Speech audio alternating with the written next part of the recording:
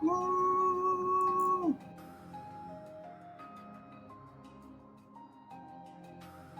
Woo!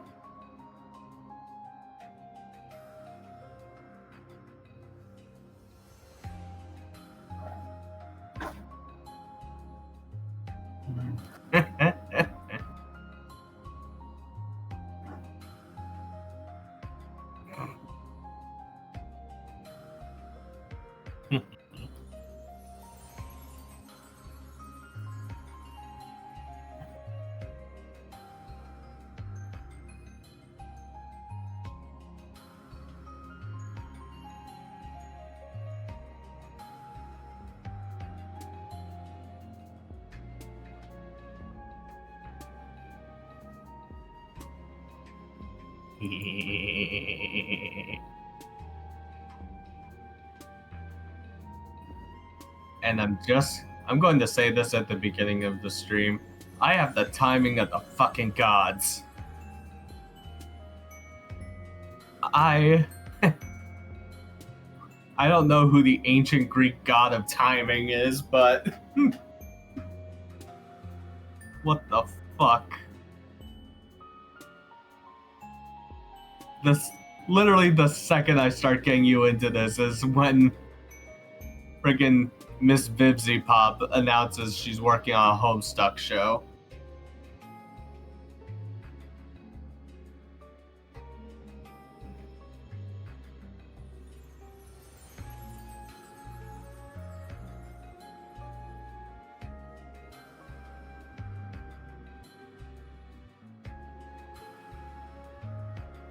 Cool, thank you.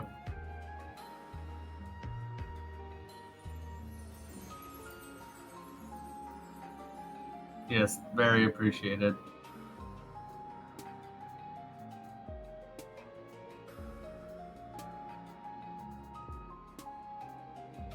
That's fine. That'll be mostly my job. The only thing you'll really have to read is like narration, which you can just do in your natural voice anyway.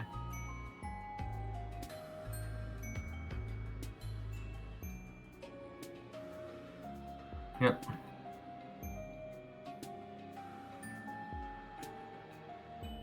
By the way, I need to call out your your Blue Sky post real quick. It's Alternia.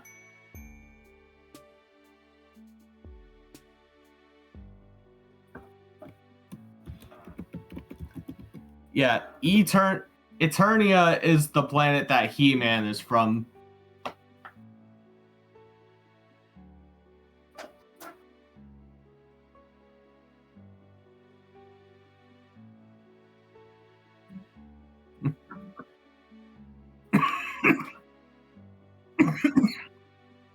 Yeah. Yeah, no, you're fine.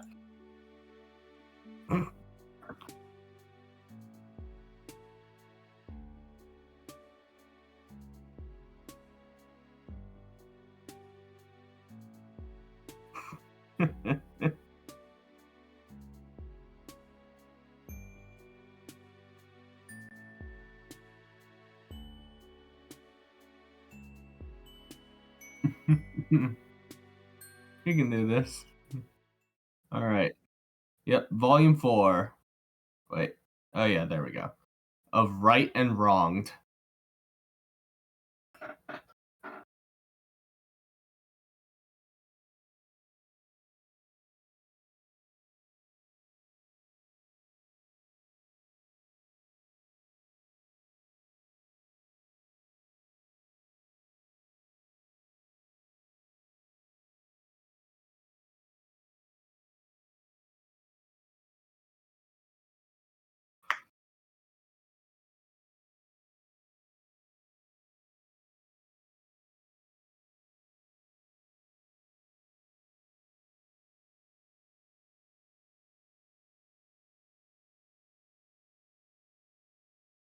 All right.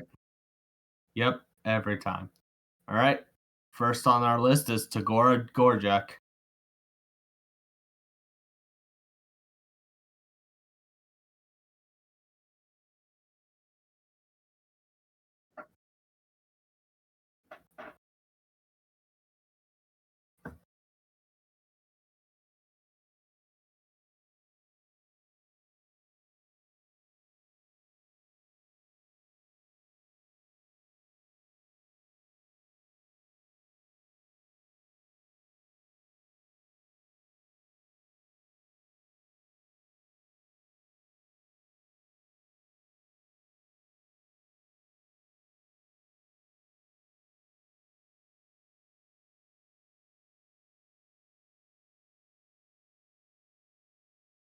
Yep. You just became Alternian Roadkill.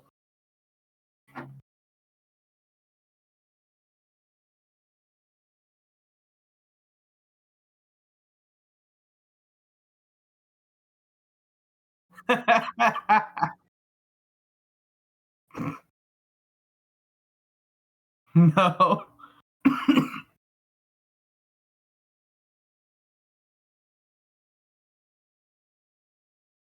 I mean, as of the beginning of Pester Quest, we know they gain godlike powers.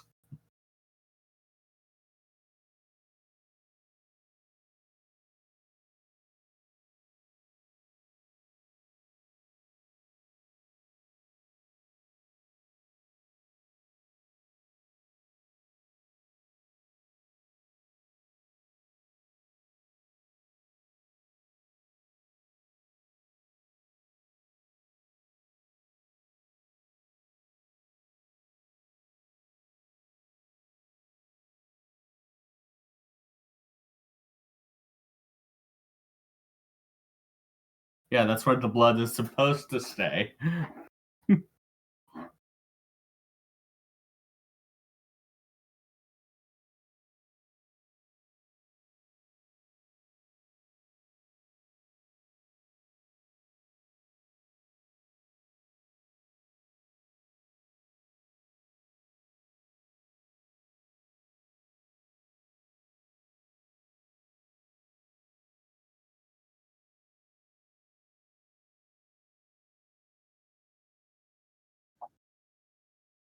Yep.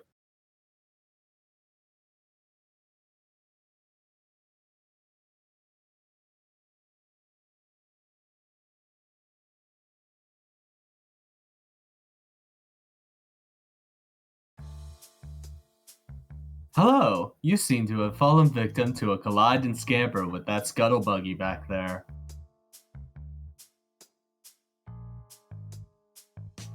I'll tell you in a second once it actually gets going. Yeah. So Tagora here takes a running feed through every interaction you have with him. Because as a teal blood, he is basically Alternia's version of a lawyer. And in his case, he's basically an ambulance chaser.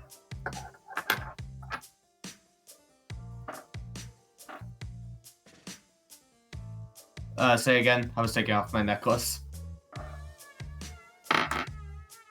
Yeah.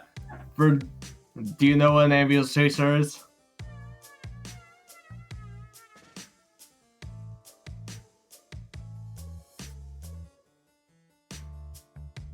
It's basically a lawyer who specifically loans themselves out to victims of accidents.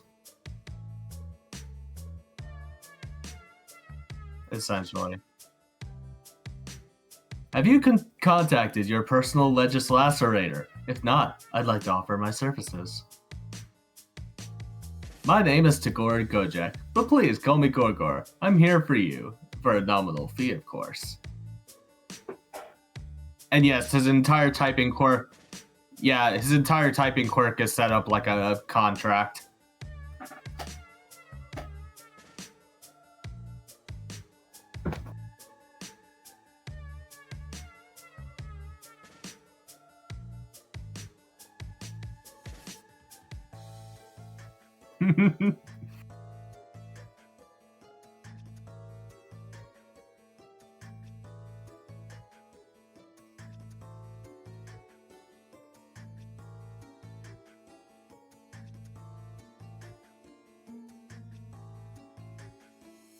uh,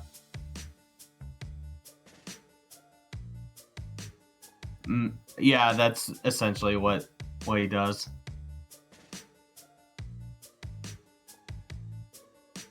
That's essentially what he's doing.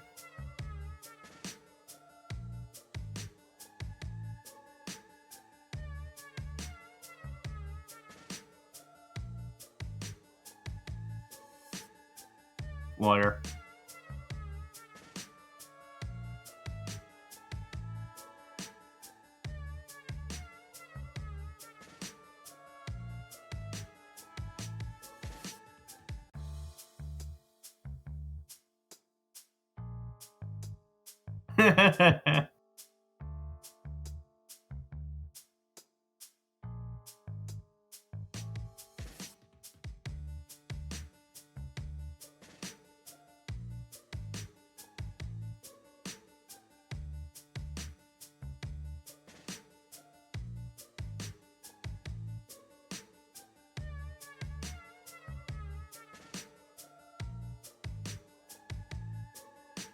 Mhm.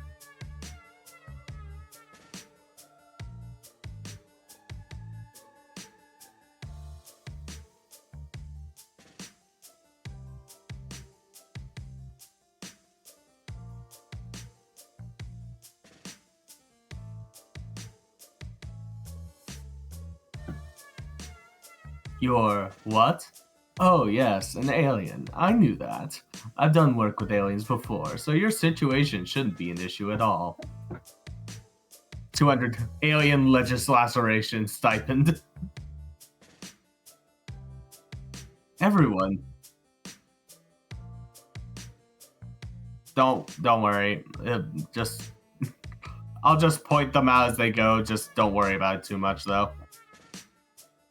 Because I only point them out because there are a bunch of jokes tied with them to the different fees.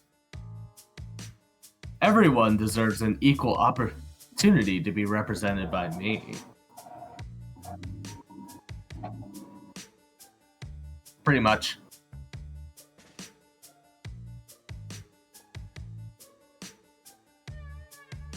Yep. Mm-hmm.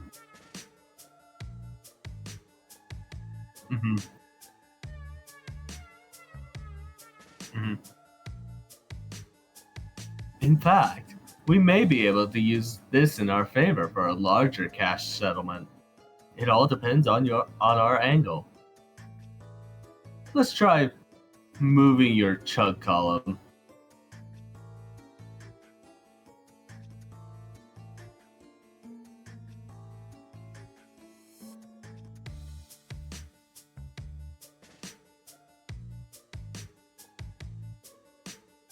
No, not that.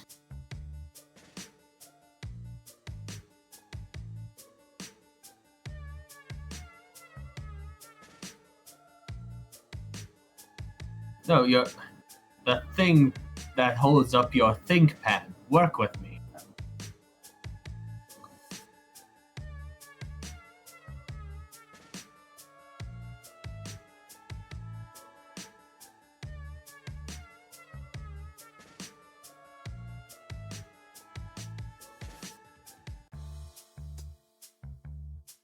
There we go. That one hurt, didn't it? Definitely a case of column snap, which can get us a decently hefty restitution.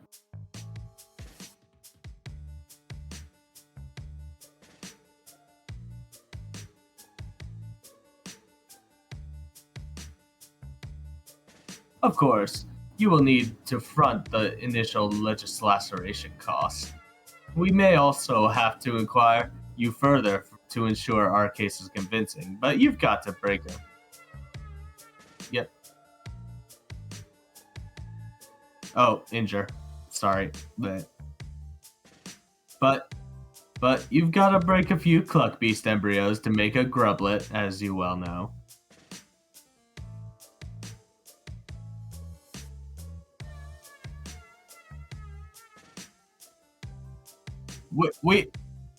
We know from Skyla that they have weird names for their foods. That is not the strangest phrase I've heard for the saying of break a few eggs to make an omelet. 500 in initial costs. Yes, I think we may make a mutually beneficial team if you're willing to do what it takes to bring about the justice you deserve. So what do you say? How would you like to help you?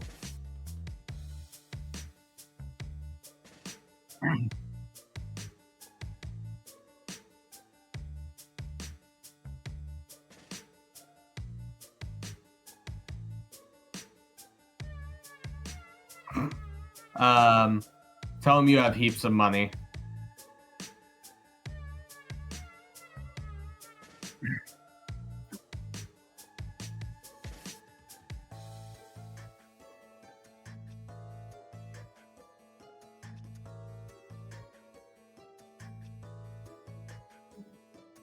considering this world's version of Donald Trump is essentially a genocidal empress, I wouldn't.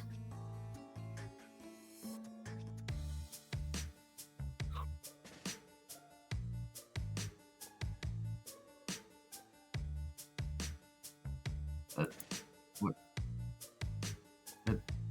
Big.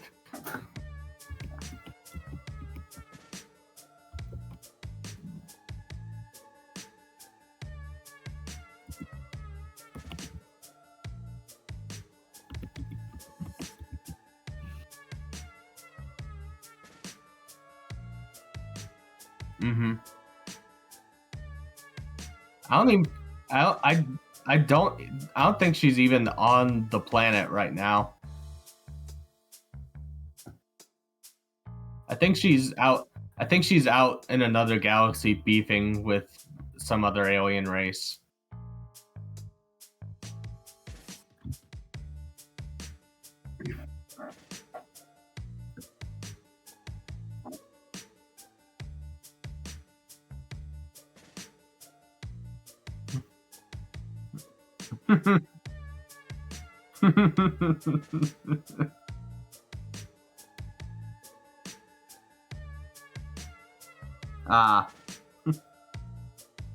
But yeah, in the pop out chat, that is the Empress.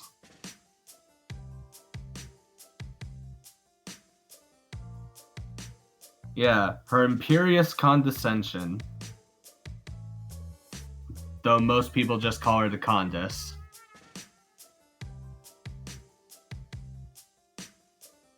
That's what we call good business.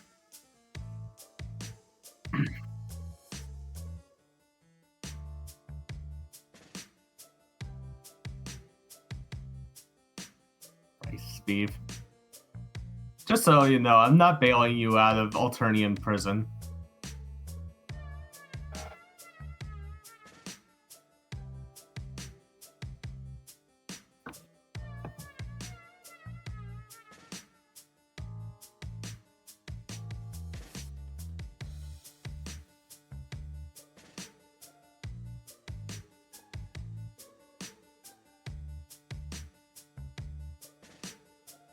Everything good?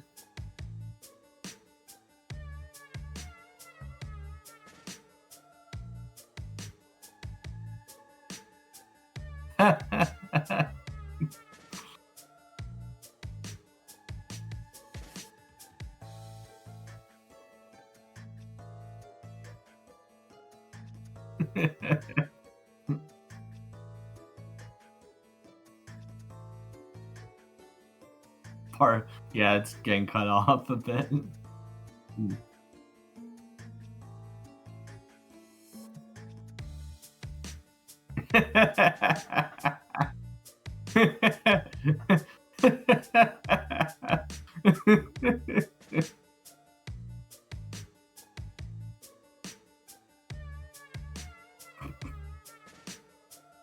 Hold on. I need to get a screenshot of this and send it to Courtney.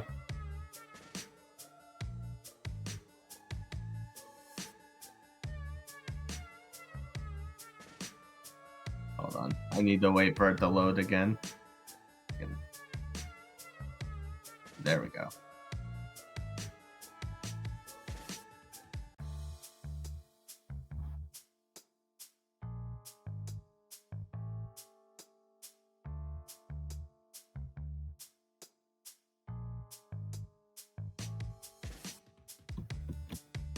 Yep.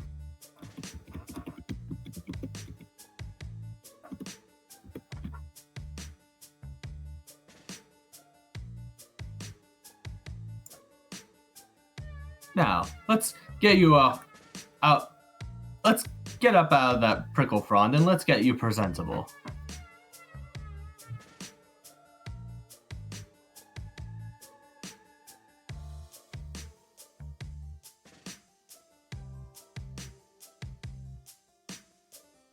There's a 12% cost increase for instances of manual labor.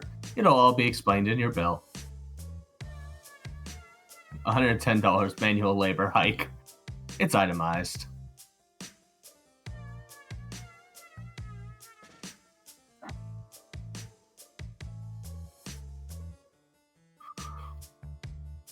Yeah.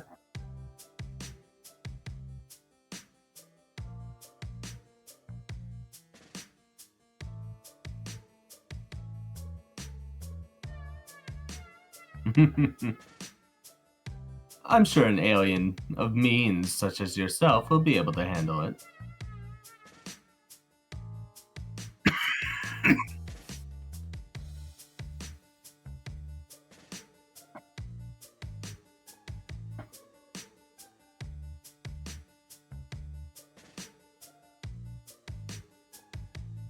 My office isn't far from here. We can go there and get things started. And by things, I absolutely mean get you clean and sign a lot of vaguely worded yet stringently binding documents.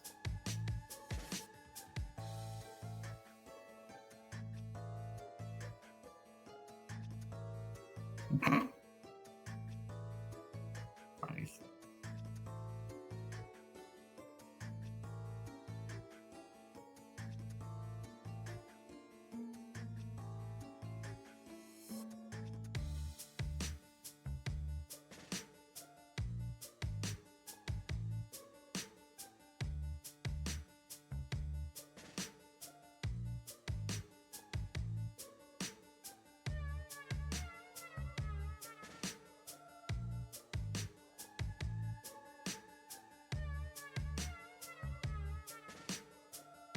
A ferret. That's a ferret. That's his Lucis.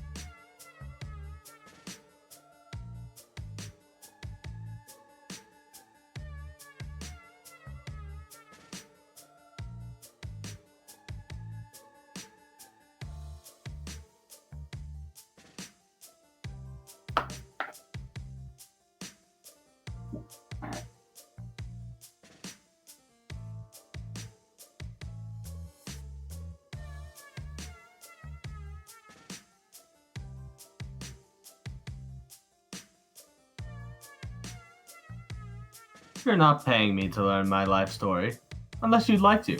In that case, no. I lived here most of my life. I'll go ahead and add that to your bill. $1,500 life story installment.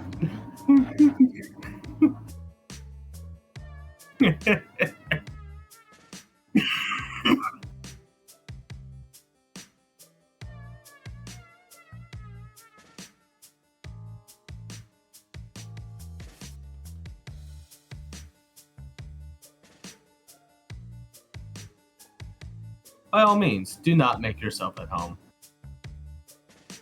Head straight into my ablution trap while I prepare our contract.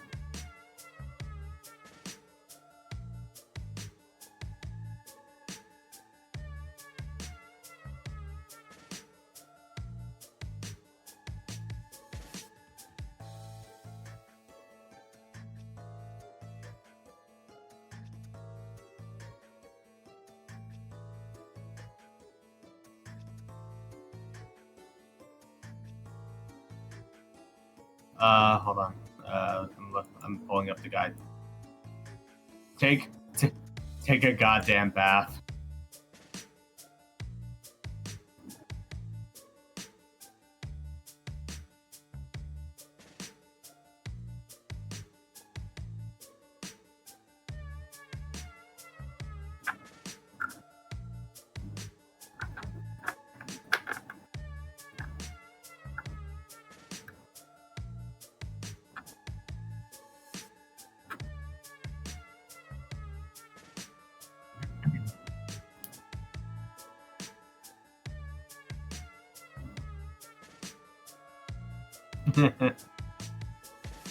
Oh yeah. Yeah.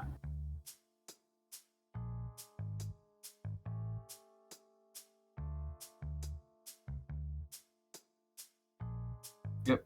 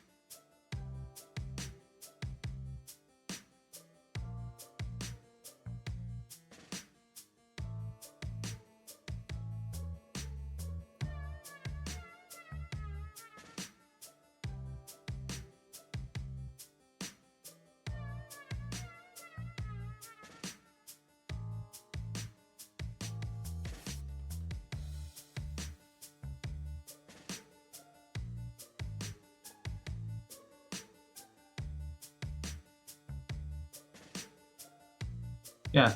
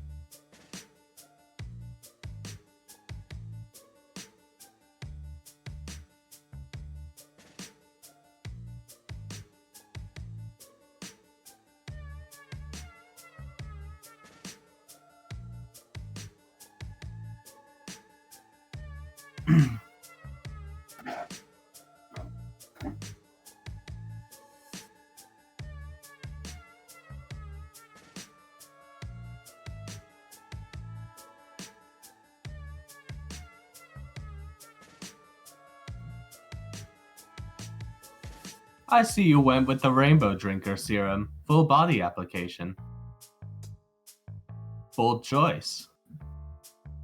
I mean, it's an incredibly rare and expensive product, and I do expect to be remunerated? Okay. But I won't lie, it works. Mm-hmm. Oh, 15,000 crushed fresh handmade troll cosmetics. But just to briefly explain, he called it Rainbow Drinker Serum. A Rainbow Drinker, just so you know now, is the troll equivalent of a vampire. But you get where the name comes from, because their blood is all multicolored.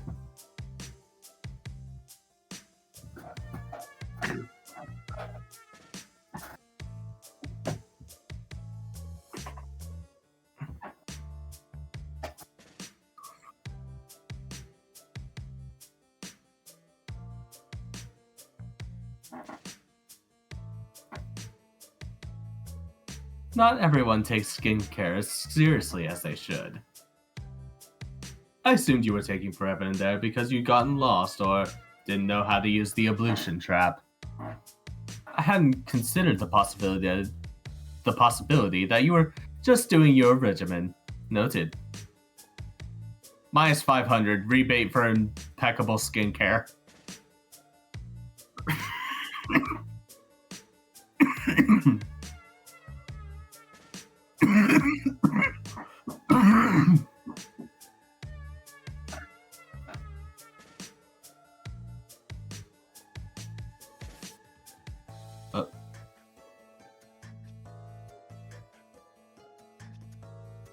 Mm-hmm. Honestly, with how fast we get through all these routes, you don't really need to save all that often. Trust me, I will tell you in certain situations when we need to save and stuff. Mm-hmm.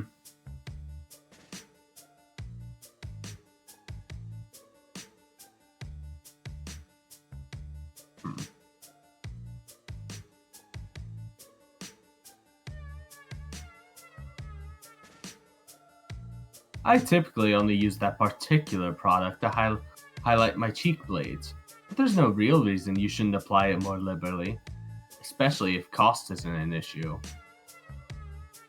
It's a little drastic for my personal style, but there's a certain unorthodox glamour to it.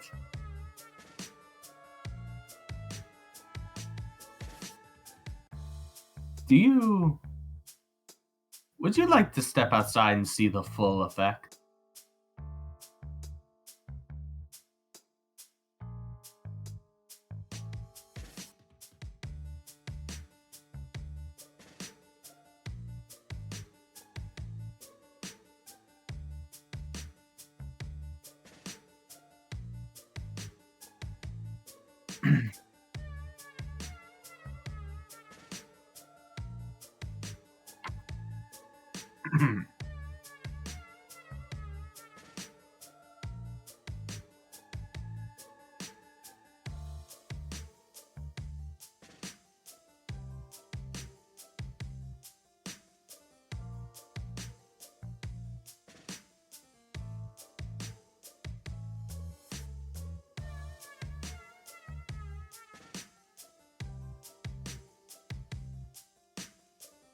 Now that is a look.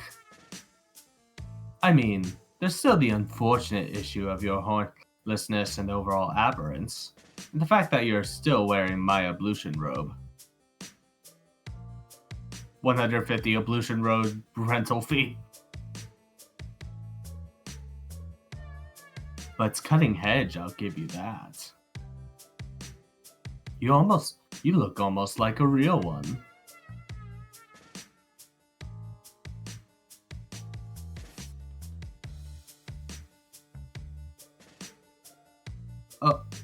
Oh, right, your case, of course.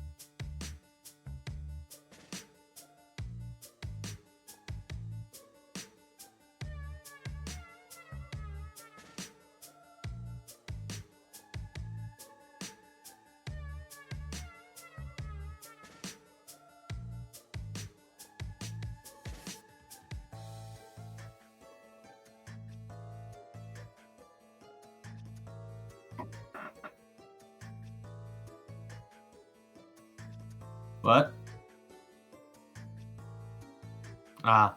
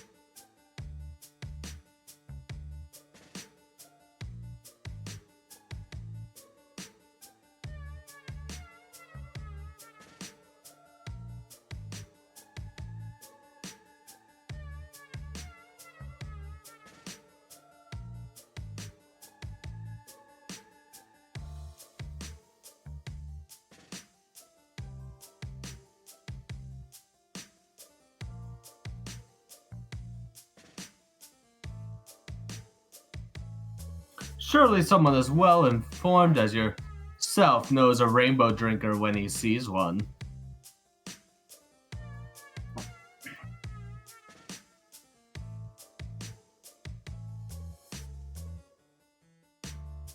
Bye, we'll see you in another volume. No kidding, we will actually meet this character later.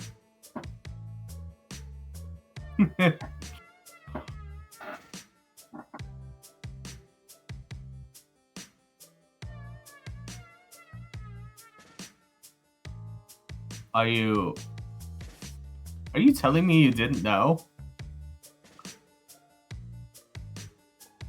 And that you ran with it anyway? Explain the fear you picked up on to turn the tide of a delicate encounter to your favor.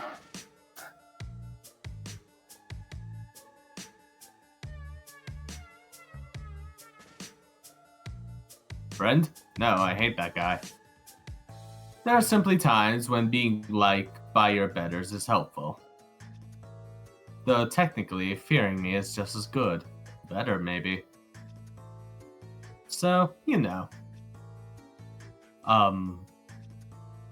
Thank you.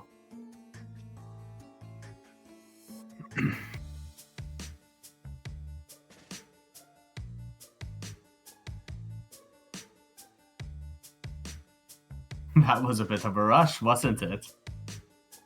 It was almost fun. I certainly didn't see it coming anyway. I underestimated you.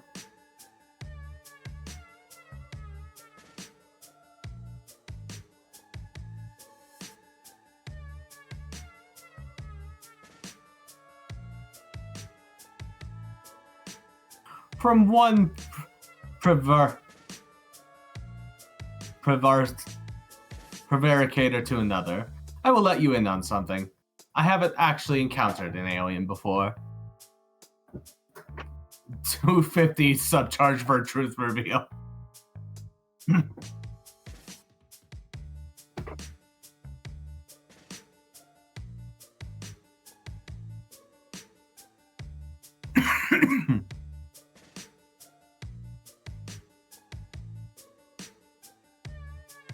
Yes, that's clear now. You have the invaluable ability to fake it, though. That's potentially much better. Why don't we put your case on hold for the time being? You wouldn't have enjoyed the outcome of our legal system anyway.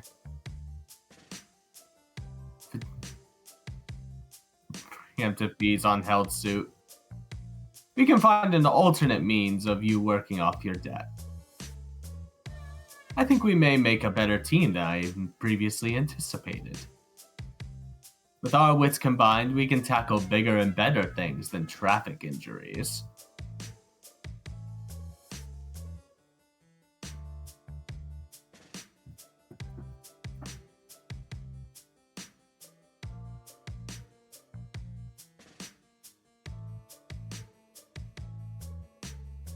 I never actually formed a legitimate partnership of any sort before, but I believe this is how it's done. What do you say? 965, 5% friendship discount.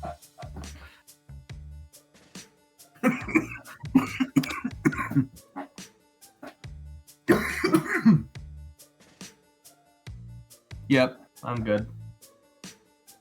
I might just have to step away after this is over just to grab a drink. Just in between characters.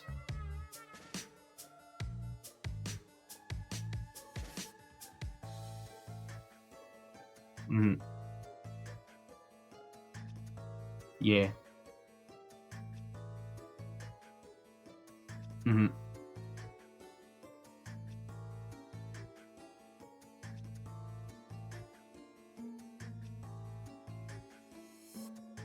Inexorable.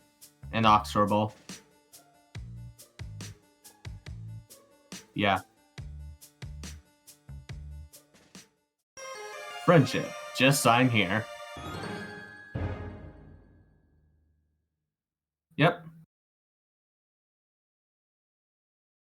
Yeah. All right. Quick, go to your friends. Just sign here. You've made a new business partner.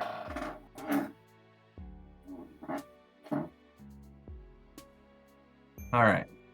Yep. Yep. BRB. Hydration.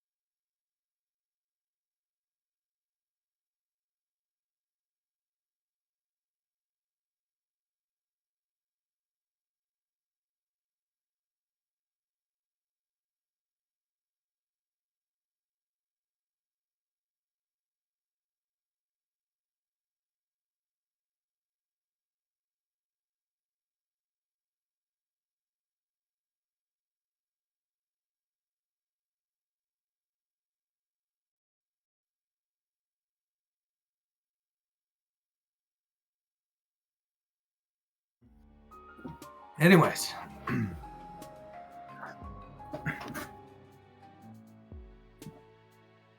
Woo.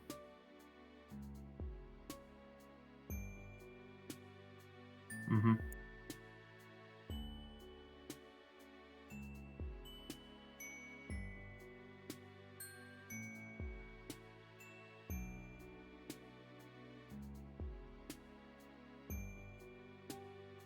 Mm-hmm.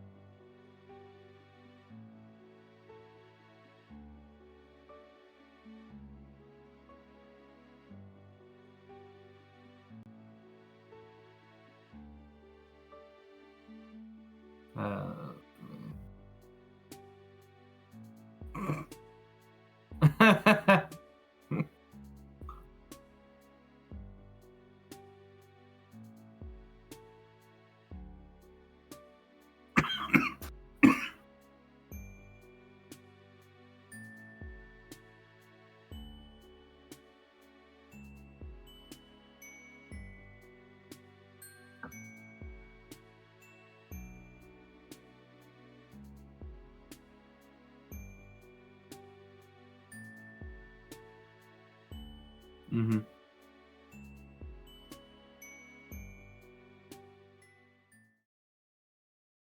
All right, back into volume 4. And we can... All right, Vicare Ratite.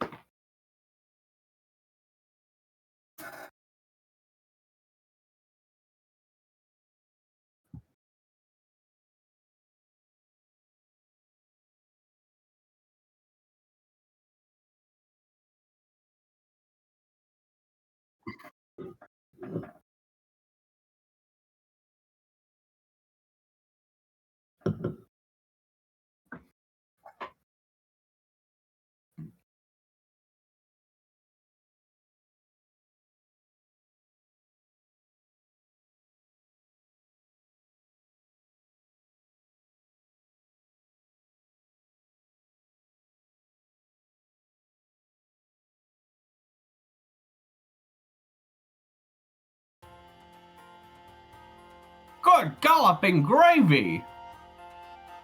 Why, I've never seen the likes of you before.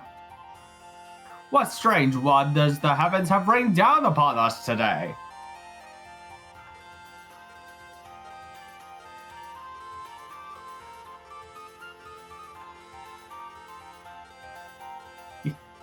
You good?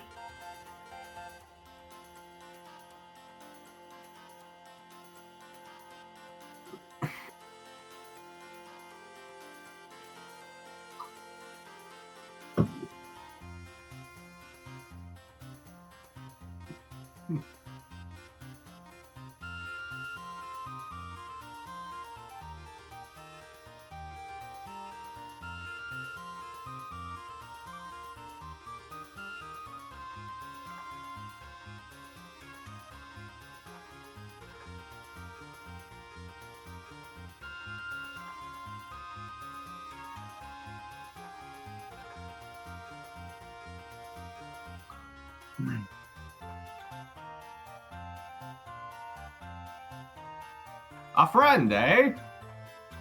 A bosom companion, a pal about town. I've seen nary a Tom and Dickus or Harry round these parts who might fit the bill.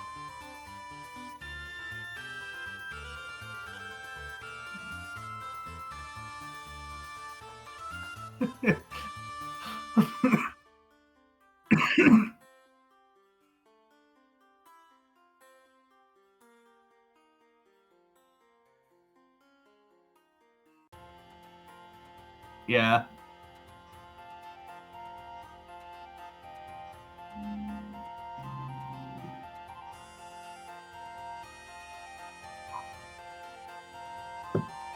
As for me, day-to-day matters here on Alternia interest me not. What? Another bot? What? As it turns out, my mic wasn't working. People can hear you, but not me. I hate you, OBS. I hate you.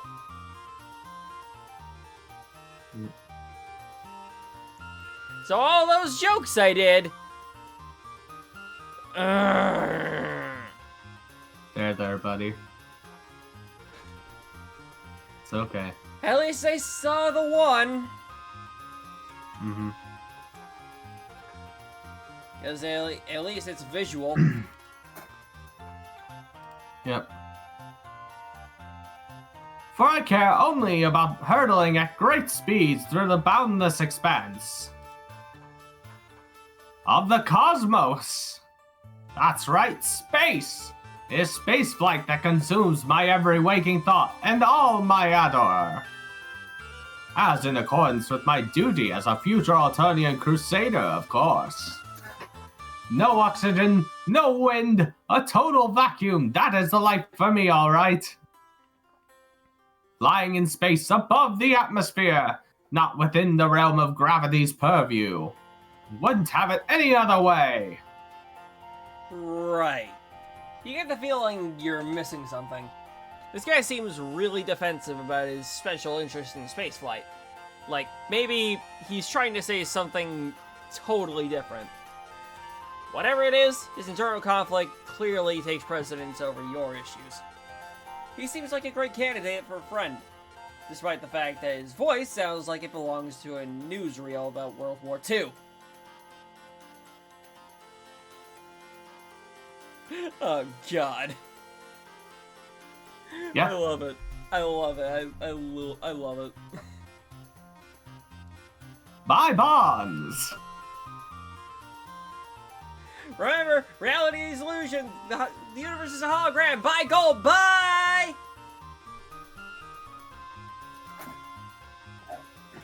I have just one query for you, Sport, if I may be so bold.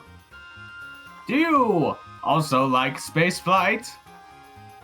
Do you yearn to see the moons shining above, the clouds whipping by as you chase and tease the impish western wind? And then also keep going past that, up into space?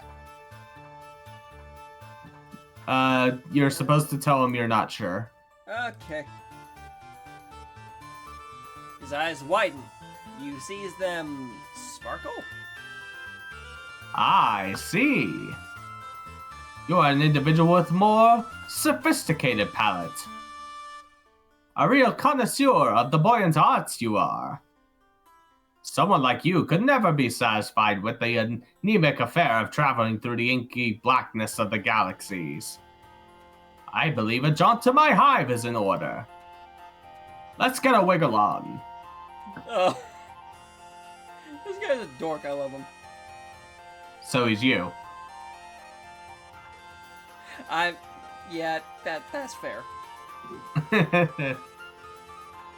There was a lot going on there, but you understand that he wants you to follow him. The friendly guide takes you to a building where all the rooms seem to be balanced on spindly-looking stilts. The hive soars up above you, up into the sky. He gestures to a little platform attached to a pulley system, like a rudimentary elevator. It brings you up to a small, dark room. Wow, okay. His house is pretty much what you would have guessed. His walls are covered up in star maps and pictures of spaceships. You notice that many of them have cheery slogans splashed across them, saying things like, "Explore the galaxies because you're required to fulfill your duty to society," and "Enlist, travel, make friends, don't get cold." Your new friend doesn't seem too happy as he looks around the place. Just the hive for a dedicated spacecraft enthusiast, isn't it? You nod. You're not sure what this is leading to, but no one ever went wrong relying on non-specific and plausibly deniable agreement. Who am I fooling? You rumbled me, potential new chum. What you see before you is a collage of falsehoods. I am nothing but an avatar of baloney. In truth, the myriad temptations and desires of space do nothing but tickle my biscuit. The thought of participating in the glorious eternal conquest gives me the screaming mimmies. You know, yeah, I think we might end up doing 2 chapters. You mean 2 volumes? Yes, that's Or right. just these? Okay. Yeah, 2 volumes. Yeah, we are going through these pretty quickly. Yeah, we are. We really are. We're making pretty decent time. Even with the side gags that we're doing. Which some of them Yeah. you couldn't hear in the first part because OBS decides to be a bit of a dick. Mm-hmm. I wonder. Actually, nah. I'm not gonna worry about that right now. Mm-hmm. My interest lies in something a little lower down. He reaches up and peels back one of the posters. Behind it is another poster. This one showing a view of clouds in the night sky. Behold my shame. The truth is, I long to toss and turn within the grasp of Mistress Gravity's sweet fingers. To traverse the sky, can such a thing be? You know, I couldn't guess at all. Oh, buddy. Imagine flying within the confines of Alternia's very atmosphere, defying the very conventions of what we all know to be true. Instead of down, up. Instead of falling, soaring. Can you imagine? Can you see it before you? Could you ever dream of the existence of such a flying machine? You're supposed to tell him you've never heard of such a thing. Okay. But the future is ours to build. My strange hued and unhorned comrade. What do you think? Does it excite you? Do my ideas rattle your buttons? You can't help but notice that he's referred to you as a chum and a comrade, but friend hasn't made an appearance yet. Do synonyms count? Or is it just a take of his speaking style? You look as earnest as you can and nod vigorously. You're almost positive this is the thing that he really wants you to express interest in. Aha! The truth will out! You and I share this furtive passion for the indulgence of the air. A dialogue between a troll, a flying machine, and the stars. The further away from the stars than we would be in a spaceship. I cannot stress enough how different of a thing this is. You can't decide between nodding and shaking your head here, so you furrow your brow and do your best to look thoughtful. Like maybe you are contemplating the differences. This fellow's demeanor towards you is definitely shading to more temperate climate zones. However, certain physical needs are starting to assert themselves. You're still pretty baked up from your previous adventures, but right now, the yanking of your stomach is screaming for attention. You humbly ask for your friend-to-be if there might be any chance of getting a bite to eat. But of course! Why, if I'd known you had a rumbling in the old digestion bladder, I would have shut my yapper tooth sweet. Time for a good old nosh, a yummaroony, what ho! Now, how should we attain the victuals? We could venture into the great unknown, which is to say, out of my hive. Or we could stay here, beholden to whatever twists and turns Lady Fate has in store for us in the nutrition block. What say you, new timer? Go out. Alright. From your budding chum's words, it sounds like he himself isn't sure if there's any food in the house. Best to risk it and go outside. You tell him your decision. Top choice, buckaroo. Foraging is how I while away most of my time after all. There's just one small matter to trouble the old brain power. If we are venturing out into the unknown yonder, we should obtain some chow for my Lucis as well. Is that a bird? He'll be a real grumpy Gustav if goes too long without his nosh. Please let it be a bird. You dry yourself up proudly. It's taken a lot of bizarre run-ins and harrowing close shaves, but you know all about Lucises. You inquire about Gustav, was it? Ho ho, what a cod you are. No, my Lucis. I call him the Canary. Okay. He whips out a photo. Okay, that's good. It shows a smaller version of himself, his horns nothing but stubs, a far too big pair of aviator goggles slipping off his nose. Standing behind him is a large white file. Called it! Big scraggly wings folded back against its body. You want to say an emu? It's still a bird, so it counts. Whatever it is, it's definitely not a canary. So this kind of calls back to a joke with his last name of Ratite, which Ratite is basically a group of quote flightless birds, ostriches, emus, kiwis, those kind of things. Gotcha. Okay. Also, real quick, I just wanted to point out that his horns look like they're being swept back by the wind. Yeah, that's yeah. Its beak touches the top of your pal's head with something that might count as affection. He's not a persnickety sort. All kinds of bugs and leaves will tickle his fancy. Shall we away? Shall we greet the horizon that rushes forward to meet us with astounding grace? Shall we give ourselves over to the current of time's great river? Sure, you tell him. You can leave the house. It's getting a lot easier to pay attention to only the words this guy says that actually make sense. You kind of enjoy his way of speaking, though. If nothing else, it gives you the feeling that he's really excited about this food quest you're going on together. Your alien pal leads you back down through the pulley system and outside again. The trip is not so easy on your Bruce ribs.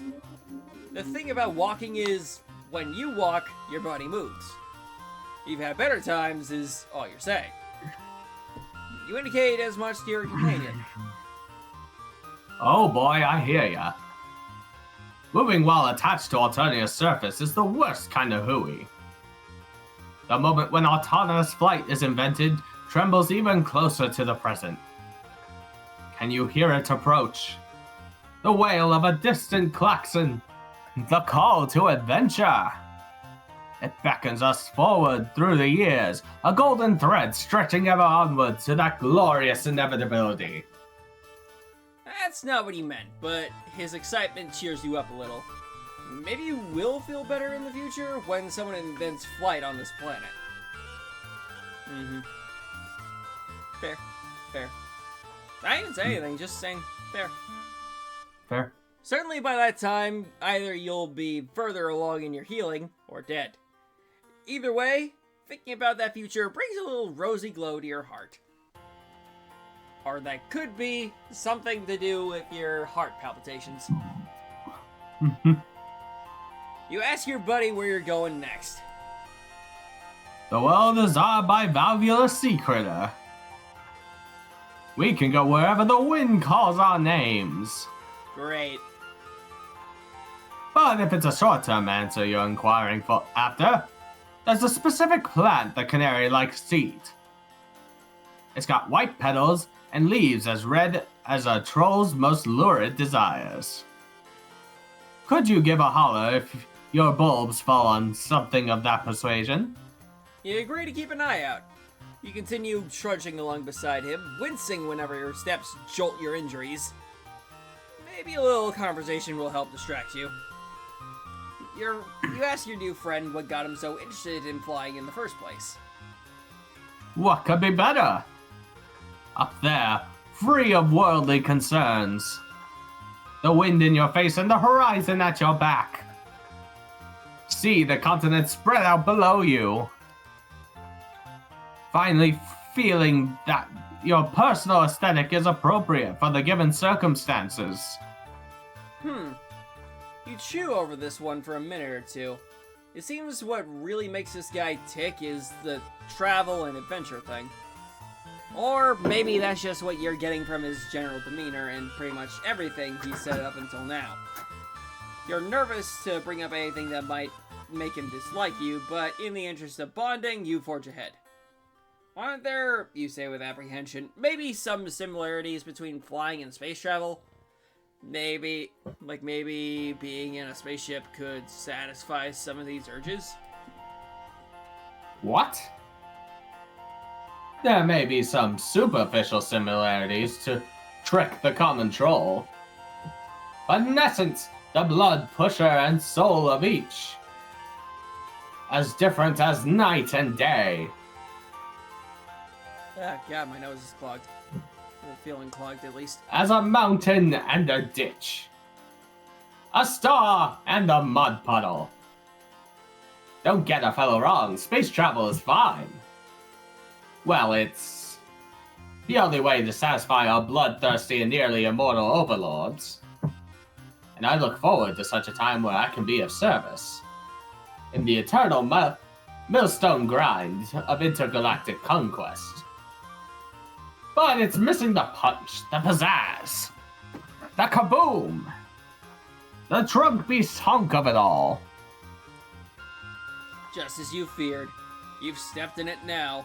You're struggling for a response when, out of the corner of your eye, you spot a cluster of white flowers. Relieved, you point them out to your companion, who races over to gather them. But when he holds one up, you see it has blue leaves, not red. Your shoulders droop. Seems like all you're doing is disappointing your buddy, who has been so nice to you, or at least that's what you think you've read between the lines of his confusing speaking style. Fear not, my smooth-headed compatriot. These are not the loosest rations we sought, but this plant is people chow. What I mean to say is, we can eat it. Since we are people, it's food for people, not food made of people. To be clear. He comes back with a fistful of the flowers and hands you one of the blue leaves. You're not at all sure that food that's safe for your buddy will be safe for you as well, but at this point you don't have much to lose. Besides, with the way your stomach is groaning, it might as well be a perfectly seared steak. You put it in your mouth. Chewing on the leaf, you feel even more affectionate toward this guy than before. You were worried this trip was just turning into an excuse for him to run some kind of household errand. But he really did find you something to eat. You are desperate to find some way to show him that you understand his interests. You want to connect to him on a deep soul level. Anything to get him to look at you with that treasured glow of friendship in his eyes. Whenever he mentioned space travel, he talks about how it's interesting that it's something he has to do. Some kind of necessary obligation. So maybe there's a reason he's fixated on an activity that is kind of similar, but just a little different.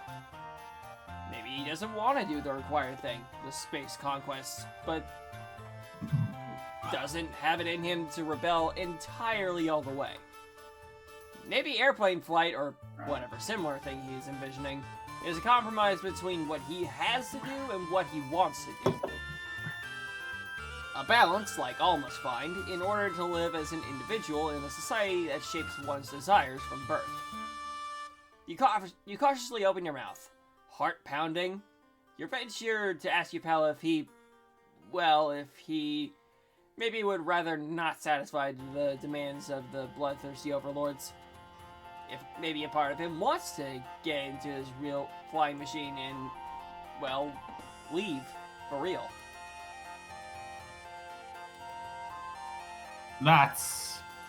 He seems taken aback. Maybe you should never have said it. What a huge mistake! You've probably pushed his friendship out of your reach for good now. Panicking, you point to the side, yelling that you see a big field of white flowers in that direction. Your potential friend leaps to action. Wow, that was quick. Seemingly also glad to be given a reason not to answer this question. He races forward in the direction you indicated. In a matter of seconds, there's a yelp and your new acquaintance vanishes. Instantly, you realize your error. You didn't look where you're pointing. While walking, you unwittingly came close to the edge of a large cliff, which your companion has now disappeared over. You race to the side, your stomach flooding with fear. This is absolutely the opposite of what you wanted. You look down in horror. Your friend now looks approximately how you felt when you first crash-landed on this dark planet. He's conscious, his face frozen in shock, but one leg is twisted underneath him in a nasty way. You may not be familiar with his alien anatomy, but you're almost positive that it shouldn't look like that. You call to him in distress, and sure, he's going to castigate you for your mistake. The strangeness of his language won't make it hurt any less to lose this guy's trust forever. What ho! Kaloo, Kalay! His voice floats up from the ground below, weak but somewhat jovial? Is it possible he's not angry?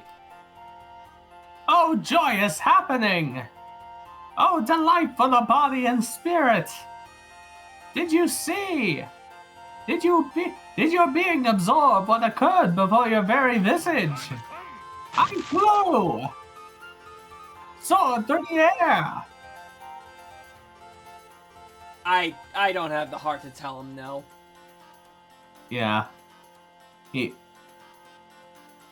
Though in reality, he was just falling with style.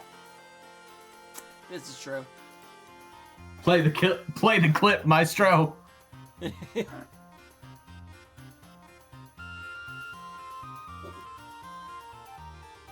Just for a moment, but it happened.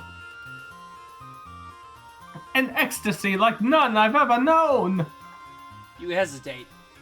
Is it really possible that he could be taking this so well? That maybe your big fuck-up was a step in the right direction after all? It's definitely a little worrying to hear him celebrate a dangerous fall, but none that matters if you can secure his friendship at last. My strange associate. Come on down here. We can celebrate in grand fashion this eve. How did you know? A brief sojourn through unfettered air would bring me such joy. You're a fine fellow. And a truly superb friend. Your heart lifts with joy. He said it! Of course, you now have to find some way to climb down a cliff. With your messed up ribs, not to mention figuring how to transport someone with a broken leg back to the house. Bless you. Oh, God. It's everywhere on my leg. And it's all runny, too. Well, good thing it's all liquid. Anyway.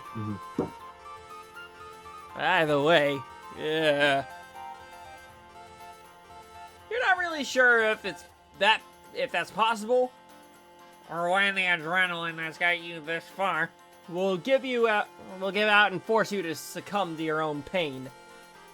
But with a night full of difficulties ahead of you, you couldn't ask for a better bum than knowing you'll face them hand in hand with your friend. Assuming he didn't hurt his hands as well. No matter, you did it. Victory. Everybody do the flop. Alright, friends. Okay.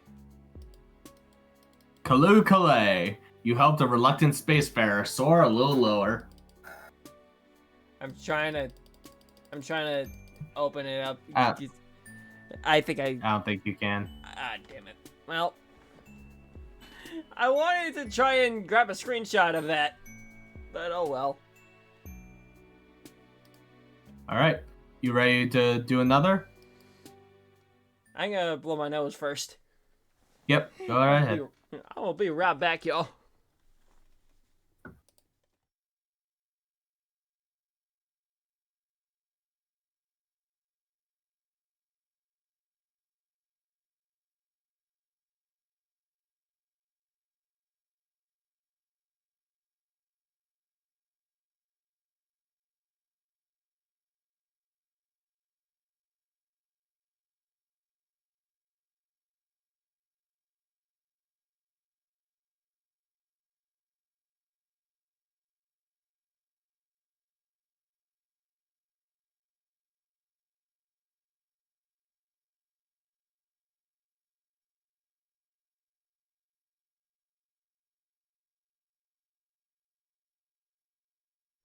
We're good.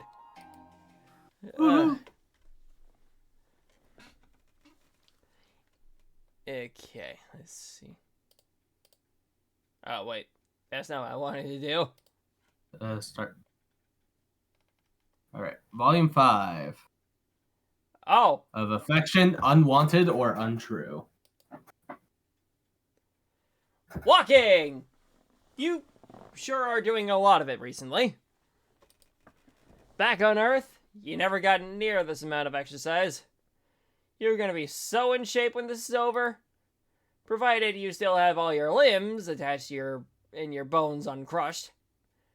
You could probably come up with a safer ways to travel. A taxi or some sort of bus system.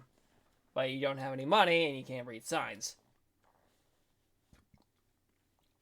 And you are routinely covered in blood and bruises. So, walking it is. Tired as you are, your feet still carry you to...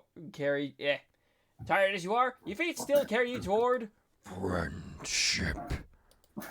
You kind of sound like the Mortal Kombat announcer. All right, you're supposed to go with the mystery troll. Okay. As usual, the streets are Just so hopping. you know, this is also one of my favorites. All right. Just bouncing around like an overactive bunny on Easter morning. Up ahead is at an intersection of streets is some kind of night market. Well, every market on Alternia is a night market. As previously stated, you are broke. But there's nothing wrong with a little bit of window shopping. Who knows what kind of awesome stuff you'll find. You learn a lot about a culture from their stores. You are so intent on thinking positive thoughts that you are nearly at the market before you realize that quite a few people are coming toward you in the opposite direction. Some of them are running, actually, and screaming. Likely that something has gone down, balance-wise. It's not a stampede. You aren't in any danger of being trampled, and the street is wide enough to just step aside and let the crowd pass by. Or it would be. You get a brief, furtive glimpse of a pair of focused yellow eyes under a low-pulled hood. Then a hand grabs yours so tightly, the tips of your fingers go numb. With a rough yank, you are pulled into the flow of the crowd. The troll girl who has a hold of you speaks quickly and quietly. You have to lean your head in close to hear. We're on a date. You are my mate sprint or my moirail, whatever you want. We're just a normal couple out for a night on the town. Okay. We want to go catch a movie and get some soft serve grub cream. Feel me? Wow. Okay. Play along. Your heart beats so hard you can feel it in the back of your throat. You just... I had a joke in mind, but I didn't know a way to actually get it out there as quick, so we're just gonna go on. Your heart beats so hard you can feel it in the back of your throat. You adjust your grip a little to make your hand easier to hold. In response, you get a squeeze, like she's thanking you. You match her pace, and a surprisingly difficult feat considering how short she is. Behind you, people are still shouting. What the heck happened back there? Someone died. You figured that. That's not exactly rare for Alternia, is it? You've seen way more dead people here in the last couple days than you've seen throughout your entire life on your planet. You tell the troll girl that you thought that was just kind of normal here. Normal, sure. When low bloods get killed, natural order things right. But with high bloods, it's different. Personally, I don't give a shit about the natural order. Doesn't matter what the job is, I'll take it. Oh! So High Blood is dead, and you are currently holding hands with the troll who did the dirty deed. She chose you to help her lay low, i.e., she made you her accomplice, i.e., you are now her friend. Helping someone carry out a cold-blooded murder is a super friendly thing to do. Hell yeah. Okay. What did she call you? Her mate sprint? You aren't sure what that is, but it sounds great. You ask her what you should call her. My name's Polypa, but there's no reason to go throwing it around. Let's not talk at all. You want to point out that it won't look like a very convincing date if you were just walking in silence, but that required talking. And she told you not to do that. A trio of those spiky robots go marching by. Drones or whatever. Their big ugly heads swivel back and forth, like they're looking for someone. Polypa doesn't say anything, and she keeps her eyes forward. But she goes as sharp as a laser, every muscle in her body tensing. You feel it through her hand. Her fingers tighten on yours until the drones disappear into the crowd. She yanks you around the corner into a smaller alley connecting two roads. There's nothing here but a pothole and a couple dumpsters. Hold up for a minute. Her hoodie has a symbol on it. on the front of it. 2 overlapping gold ovals. Most trolls seem to have a symbol designating their blood color on them somewhere. This means she's a gold blood, right? Nope. Oh! Well, she's pretty. Yep. She is the first olive blood we're meeting, Oh! which is associated with the sign Leo. Okay. And just a forewarning, a lot of these trolls' behaviors are very feline in nature. Okay. They're basically an entire cast of cat girls. Okay. But then Polypa yanks that sweatshirt over her head, and underneath the symbol she's wearing a tank top emblazoned with a symbol in olive green. It looks a little like a cat. It's pretty cute. She tosses the sweatshirt into the nearest dumpster and kicks a button on the side. A whoosh, accompanied by the sulfury stink of immolation. Note to self, don't go dumpster diving in Alternia. Polypa grabs your hand again as you head back out onto the street. With her upper hand, she works a tie out of her hair, shaking it out of its ponytail, letting it fall in thick, sweaty clumps against her neck. Next, she reaches up and takes part of her right horn off. Wait, no. It was a little bit of veneer, an artificial bit to cover up a notch in the chitin. What are all these random wardrobe changes about? You wonder until you actually begin to listen to some of the conversations happening around you, and check out the big billboard-sized screens mounted on roofs every few blocks. Seems like the rumor mill is already going hard. Apparently a well-respected Violet Blood is dead, killed in public in full view of witnesses by a gold-blood girl with the ponytail. Wow. You are really dealing with a professional here. I need to find somewhere to lay low until the heat turns down. I mean, we both do, since you're my associate now. I had a contact waiting, but I don't know what happened to her. It's possible she got spooked. Got any ideas for likely hideouts? I'm not from around here. You wonder what in the world made her think you have any idea what's going on. Ever. She keeps giving you sharp looks, as if she is gradually catching on to just who she has chosen to recruit.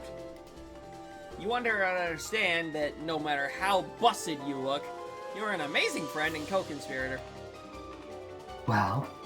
Here's your chance. What do you propose? Grab the movie and get some soft-serve grub cream. Whoa, she's muscular! Oh yeah. A lot of olive bloods are literally hired out as trained assassins, so...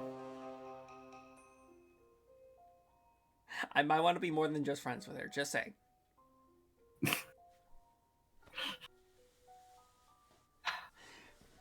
Polypa's mouth twitches. Right. It could just be a muscle spasm, but you like to think it's a smile of approval and a burgeoning camaraderie. There's a speak of something more, possibly. Aqua's down, boy, down. Just... Patience, my friend.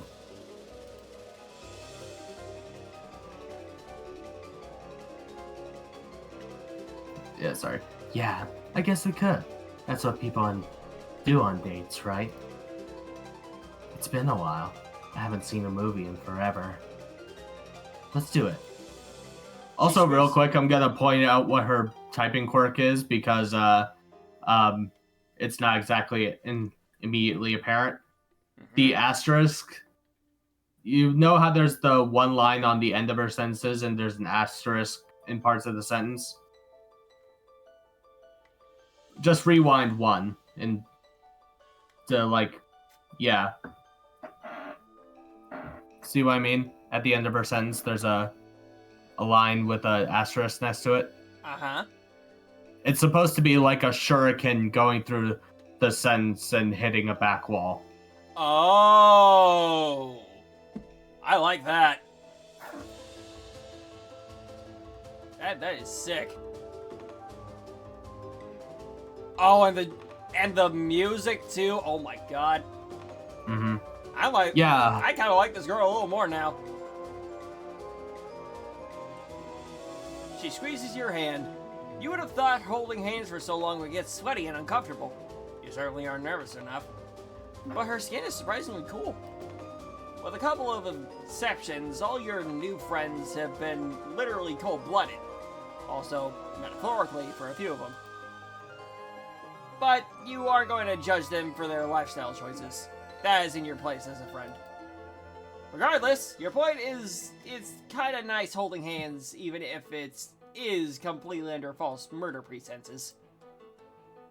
Come on, there's probably a theater in there. Makes sense. You aren't from around here, and you don't think Polypa is either. But you can always recognize a mall when you see one. Stores and escalators and fountains full of slimy mall water. It's probably been in there for years. The biggest difference between this and an Earth Mall is that there doesn't seem to be anyone working at any of these stores. Everything is automated. Topical. The future?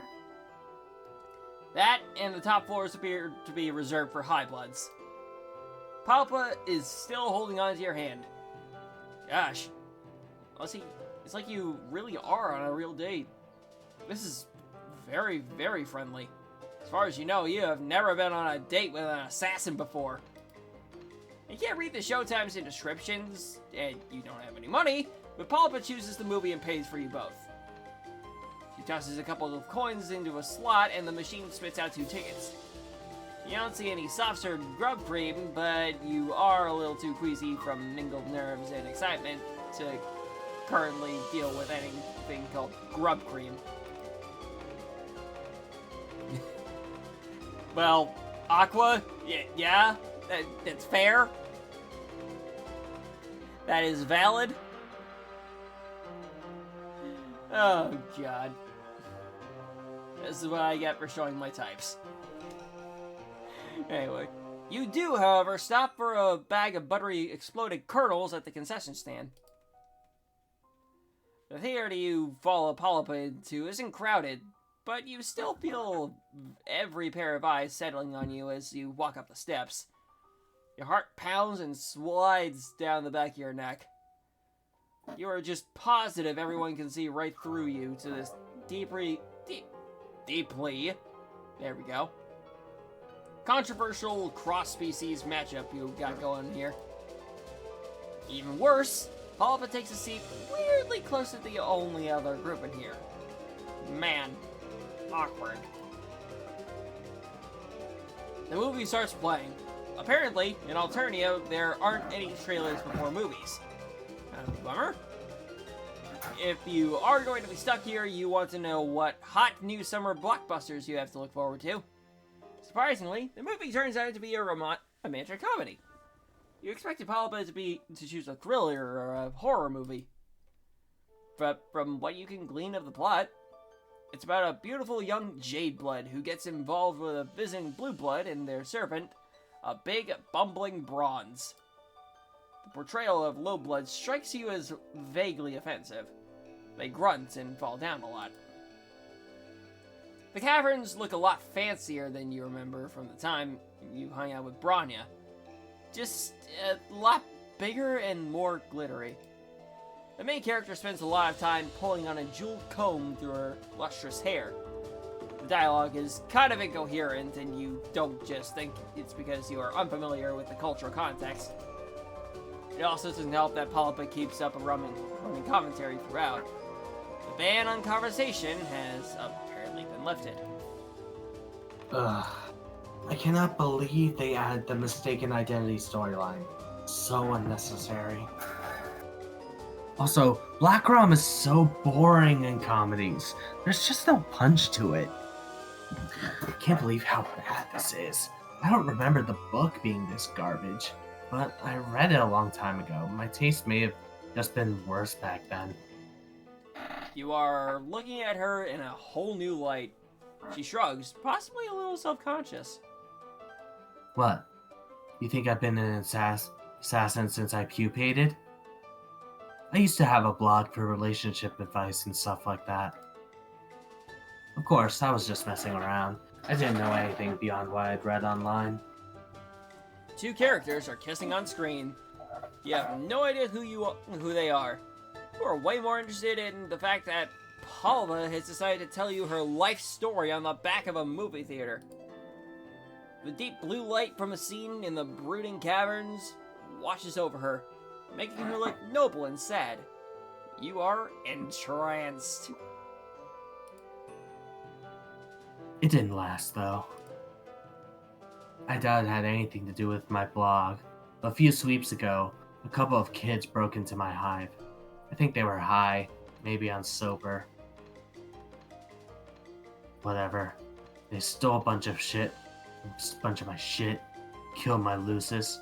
Some little psionic fuck broke both of my legs with his brain. Just because he thought it would be funny. Oh, poor baby. Why did I say that? You are riveted. You have a bit of tragic backstory yourself, but nothing this dramatic. Palpa picks through the buttery exploded kernels with a delicate claw. I was trapped in my hive. I would have starved to death if it hadn't been for some teal who lived in my neighborhood. Some little idiot who ran around with an Eastern Alternio replica sword, challenging Purbeys to duels. Teal bloods and pedantic bulge lords, but they care about justice. And these kids had attacked me for no reason. I didn't break any laws.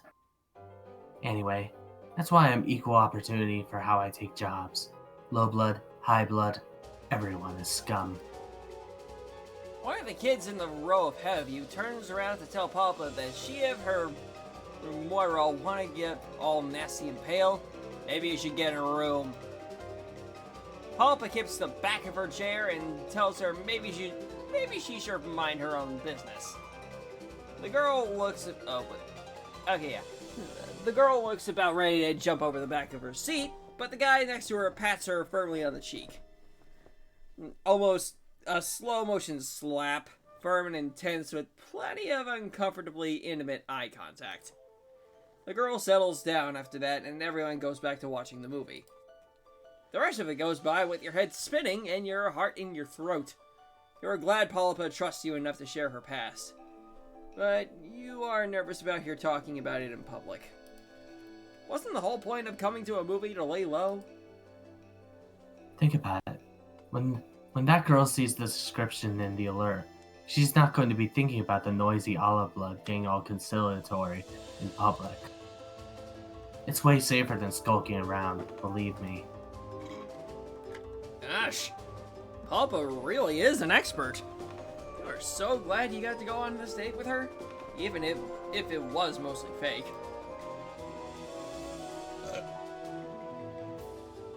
Yeah, there we go.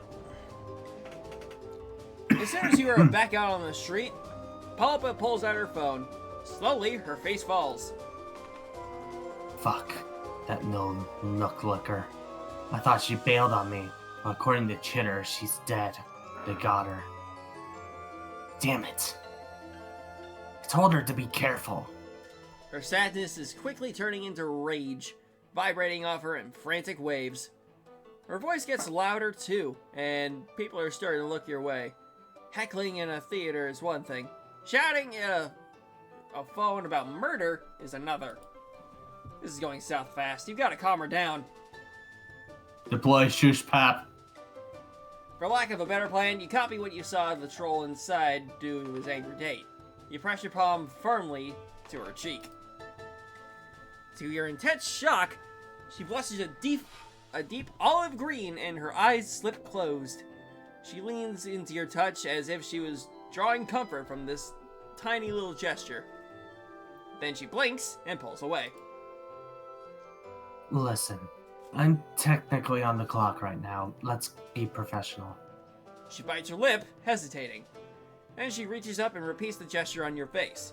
An unbelievable warmth fills you. Could it be the warmth of Friendship. Jesus. You're a weird-looking double-horn amputee with very few social skills, terrible survival instincts, and both short-term and long-term memory loss. But you're alright. Yay!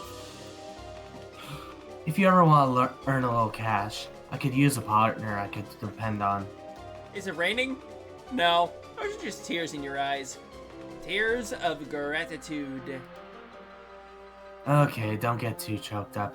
You're definitely just gonna be bait. You sure follow up with that due to your general ineptitude.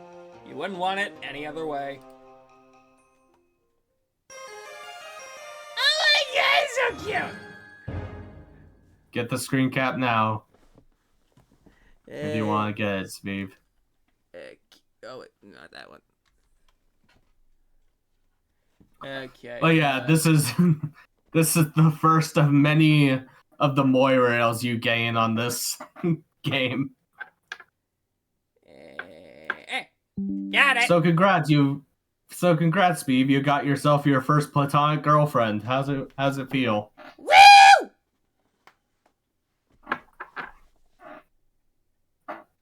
That's my answer right there. Just say, woo!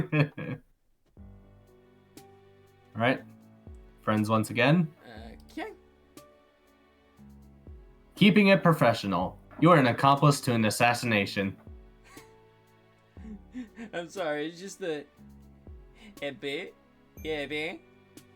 And then a I love it. Alright. One more for tonight. Sure, why not? Alright.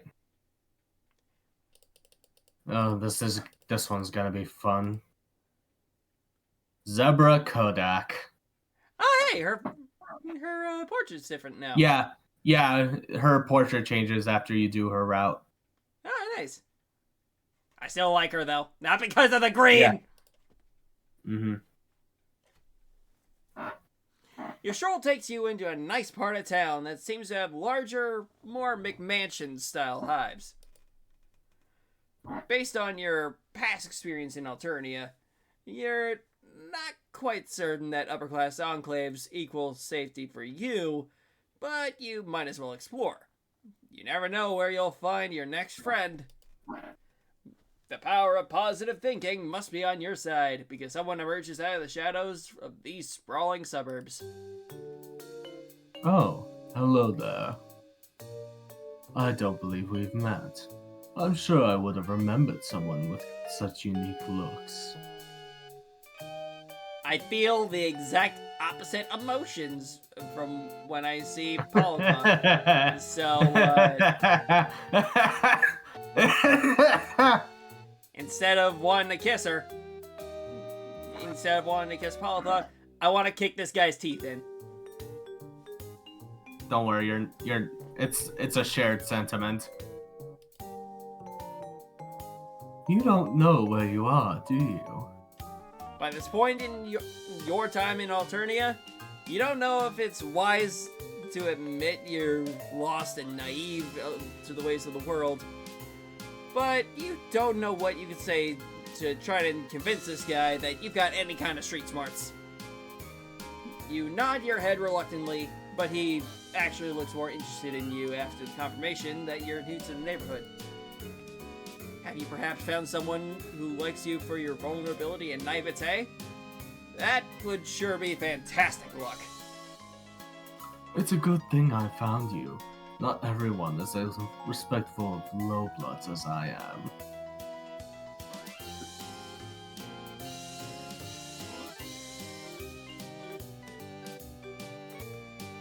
You good? I still get bad feelings about this guy. You're supposed to. Okay. An asshole! Exactly, Aqua, exactly. Oh, but I shouldn't make assumptions just because you're not much to look at. My bad. Yeah. I don't mean to be forward, but you're just so interesting. Might I ask what color your blood is? You hesitate. While you're still terrifyingly ignorant of the intricacies of Alternian society, you're starting to feel terrifyingly informed about the role that blood color plays in this world. And you've managed to gather up by now that plain old human red isn't considered one of the better colors to have. What do you do? You tell the truth. Is that actually what it says? Yep, that's what the guide is saying. Okay. Red, huh? Wow, that's so unique. I've always liked the color red. I have someone that likes sweet meats that would like to have a conversation with you.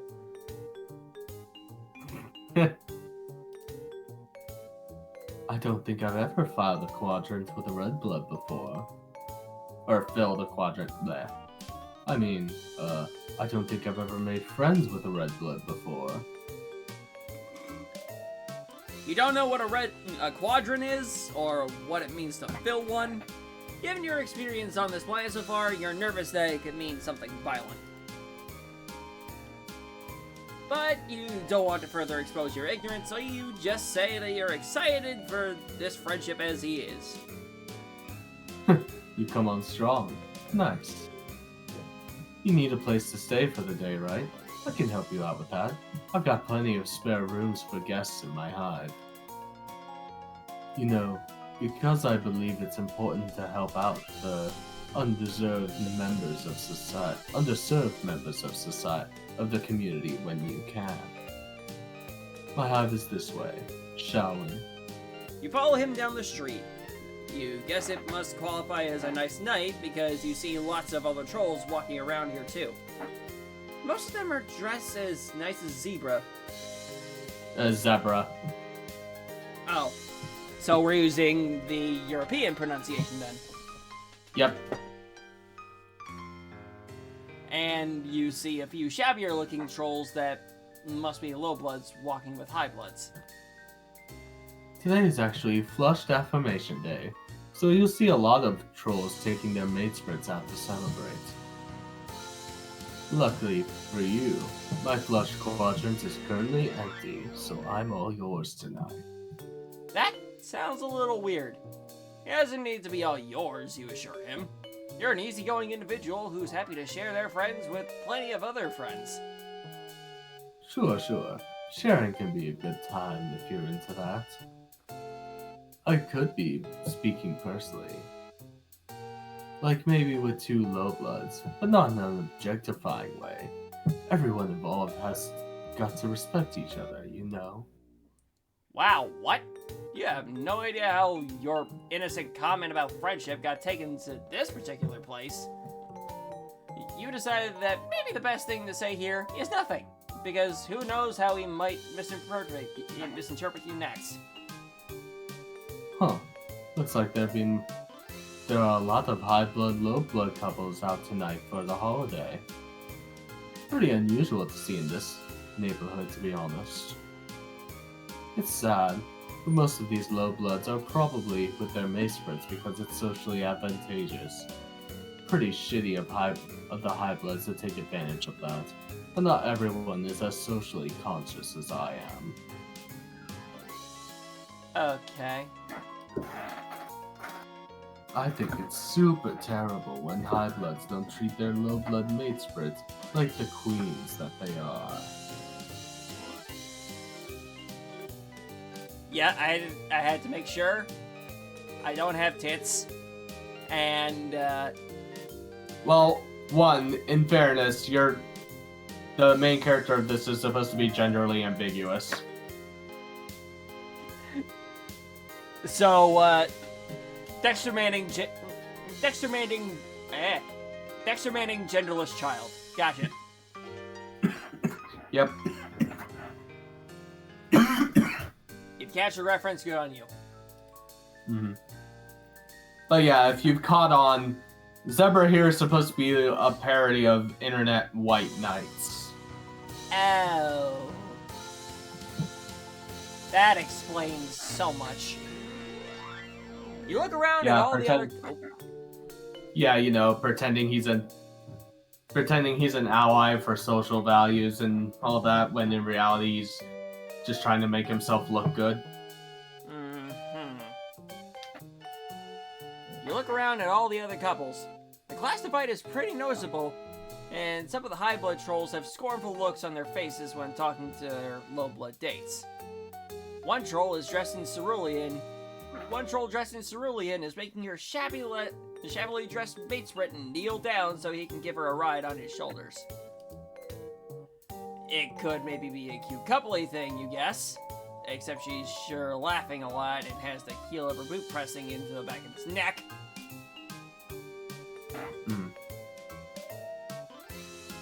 Note to self, bring shotgun. With incendiary rounds. The explodey kind.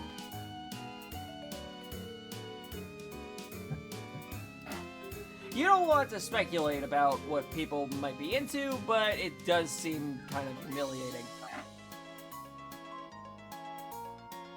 Bless the holy...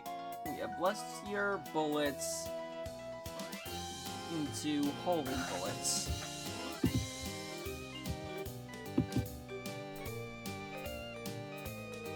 Don't worry about me, I just had to make sure I had that note down. Zebra sees where you're looking and shudders theatrically. In the process of waving his arms around in disgust, he slips an arm over your shoulders. I'm so sorry. You shouldn't have to see something like that. Yeah.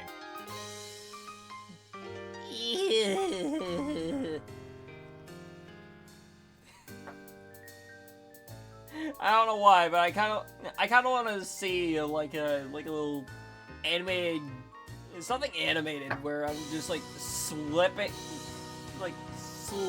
around him like full liquid, just like a full inflatable arm flailing tube man, except a bit more fluid and just jelly-like. You're trying to think of a tactful and friendly way to move away from his arm around your shoulders when you arrive at what must be his hive. It's the biggest and most McMansiony hive on the block. And when he stops in front of it, he lets go of you to gesture proudly at his sprawling home. Welcome to my humble abode. I just feel grateful, you know, to be able to share my wealth with those less fortunate. Fuck you too, bud.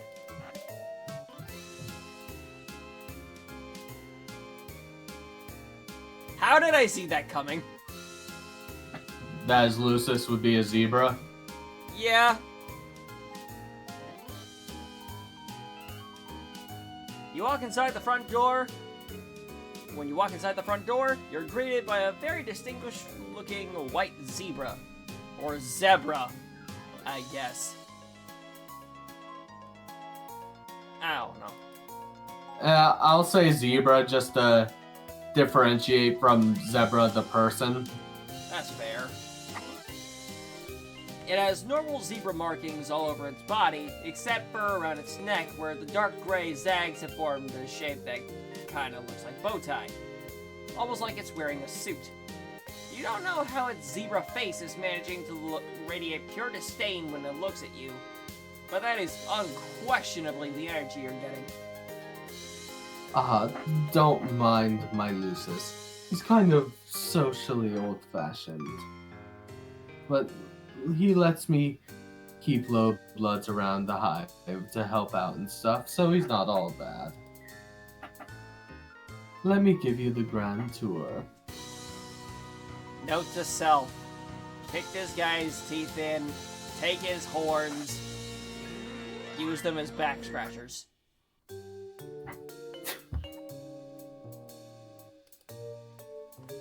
As Zebra takes you through the spacious hive, you can see other trolls in several of the rooms.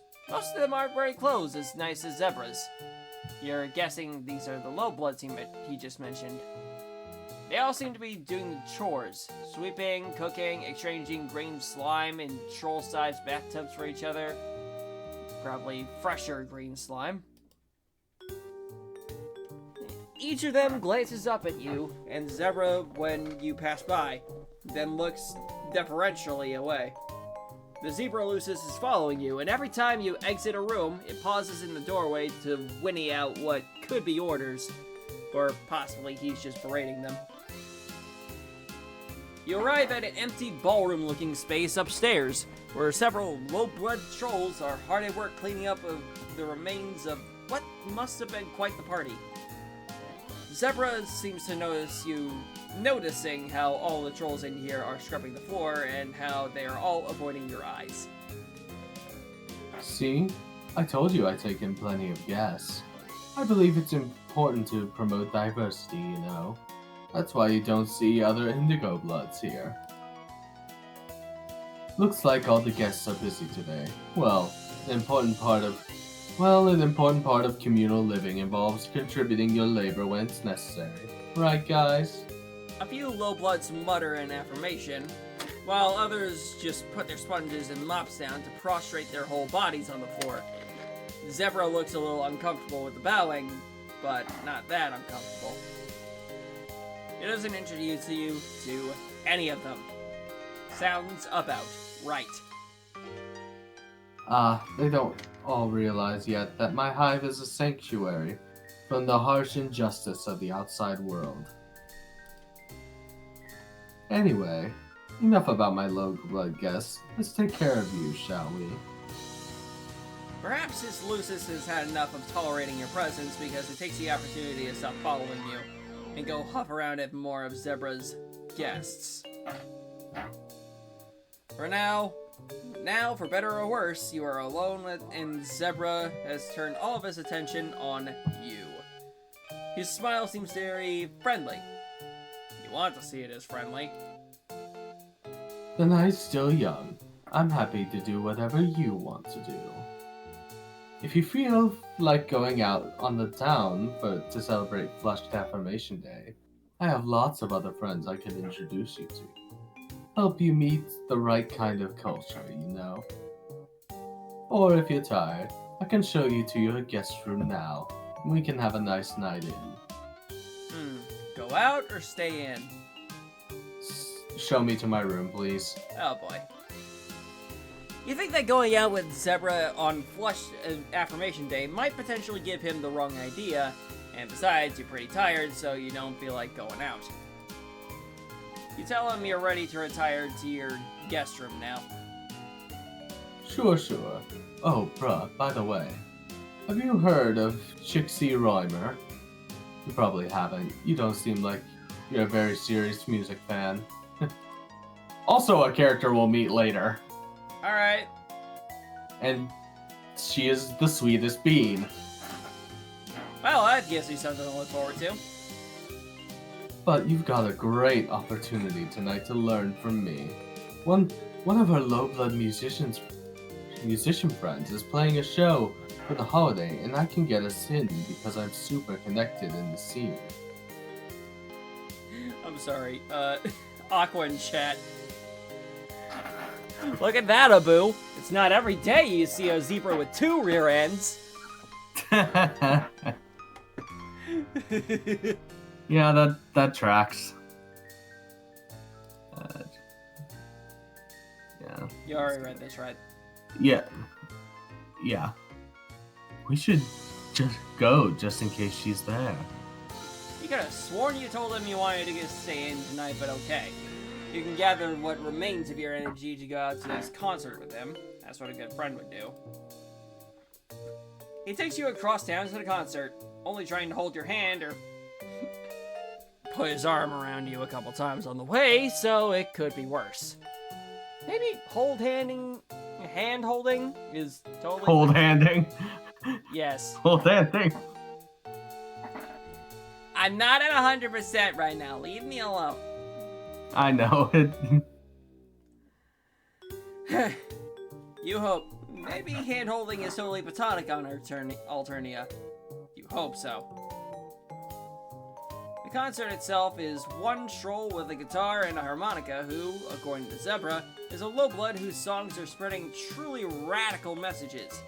Almost as radical as Chixie's. You enjoy the tunes as much as you can, but you don't understand what the lyrics are trying to say. Sounds like country music to me. Although they all say the same thing. Shots fired. You ask Zebra what the lyrics mean, since the message is apparently important to him, but he gets annoyed with your question. What? The lyrics are about, well, they're about a lot of things. Social justice and oppression and stuff. It's hard to explain to someone who doesn't already get it. Like, if you're not on my level already, I don't know what I can really say, you know? Sure, whatever, buddy. But enough about the music. I want to talk about you. What sort of things are you into? You not looking at me poop!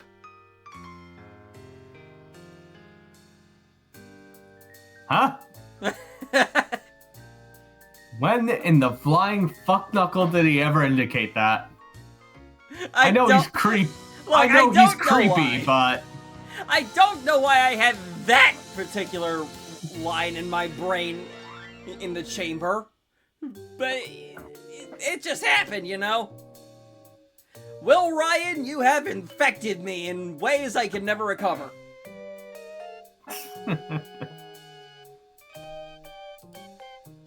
You haven't had many opportunities on Alternia to talk about your interests.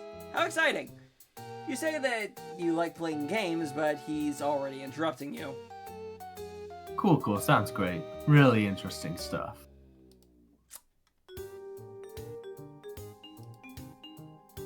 I gotta do my own one of these. What an asshole! There we go. You know what? I'll throw in one too. What an asshole! Thank you. Of course, buddy.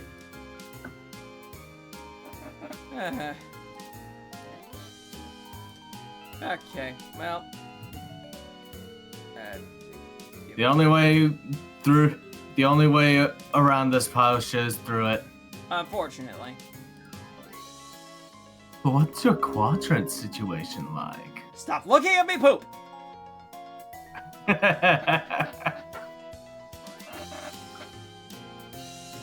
See? What'd I tell you? Will Ryan, you have infected me. I don't know whether that's a good thing or a bad thing. Neither does the internet at this point. But, well, I don't know. Anyway, it's hard to pretend that you know what he's talking about now that he's asked you about quadrants directly. You admit you have no idea what he means by quadrant situation. Okay, so remember when I told you a while ago that it would be explained later what quadrants are in the game proper? Yeah. This is that point. Okay then. Wow. Whoa. You're even more clueless than I thought. Keep talking, asshole. I've got a foot ready to be shoved up your ass.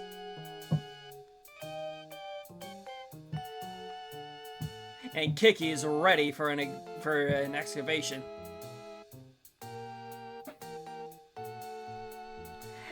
I stumbled there, but either way. Don't worry, I still find you attractive. I hope you die.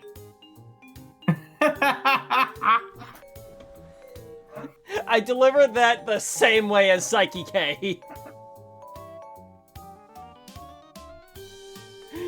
I love it. He goes into a brief, but not really brief enough, explanation on the 4 types of romance on Alternia.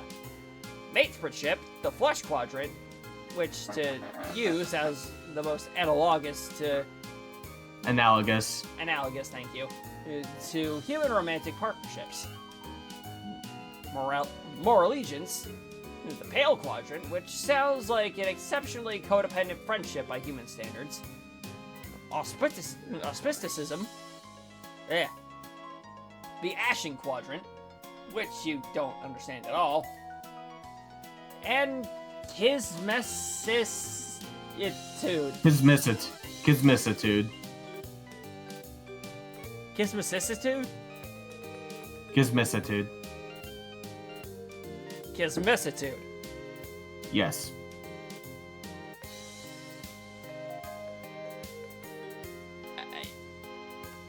Just don't worry about it. Okay. The Black Quadrant, which just sounds like repeatedly hooking up with someone you hate. You're fuzzy on the details on all four of these, but you understand enough to get that he's asking if you're single. You tell him that you, really just want to be friends. And at this point, I'm debating that even as we speak.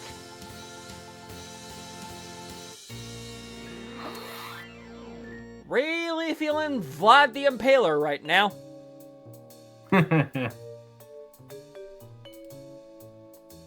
Of course. I super respect your choices. Somehow I doubt that. But now that he's explained the quadrants, do you also understand the icons that bookend his sentences? I guess so? Basically, whatever icon flashes between the four symbols of the romances basically sums up his attitude towards you in that current moment. Okay. If you ever change your mind, I'm right here. And being in a quadrant with an influential yet sensitive and socially aware indigo blood like myself could make it a lot easier for you to survive and thrive on Alternia.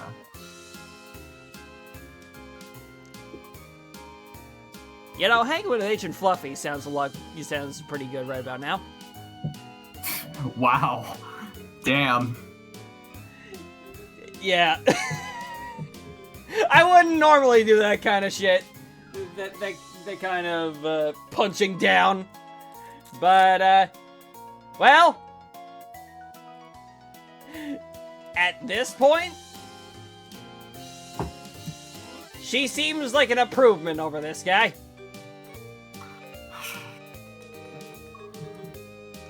Anyway, wasn't he criticizing that kind of high blood, low blood, socially advantageous relationship just a few hours ago?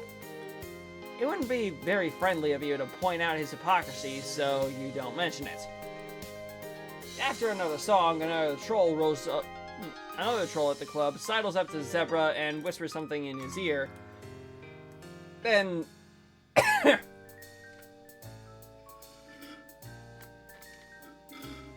there we go. Then skulks off again. Zebra looks alarmed, glancing around him and edging towards the club exit. I just got a tip that there's about to be a culling at this concert.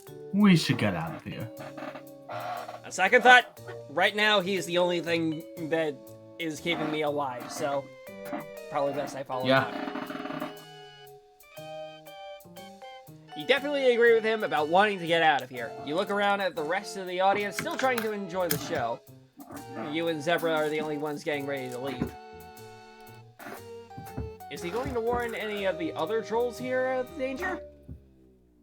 Oh no, definitely not.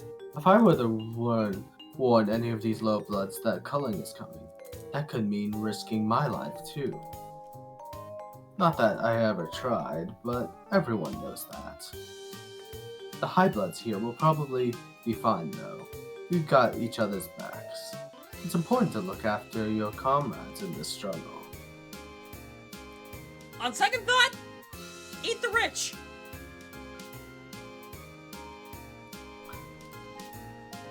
Sure enough, you can see that other trolls here who, much like Zebra, stand out because they're wearing nice clothes, are casually but urgently leaving the concert venue.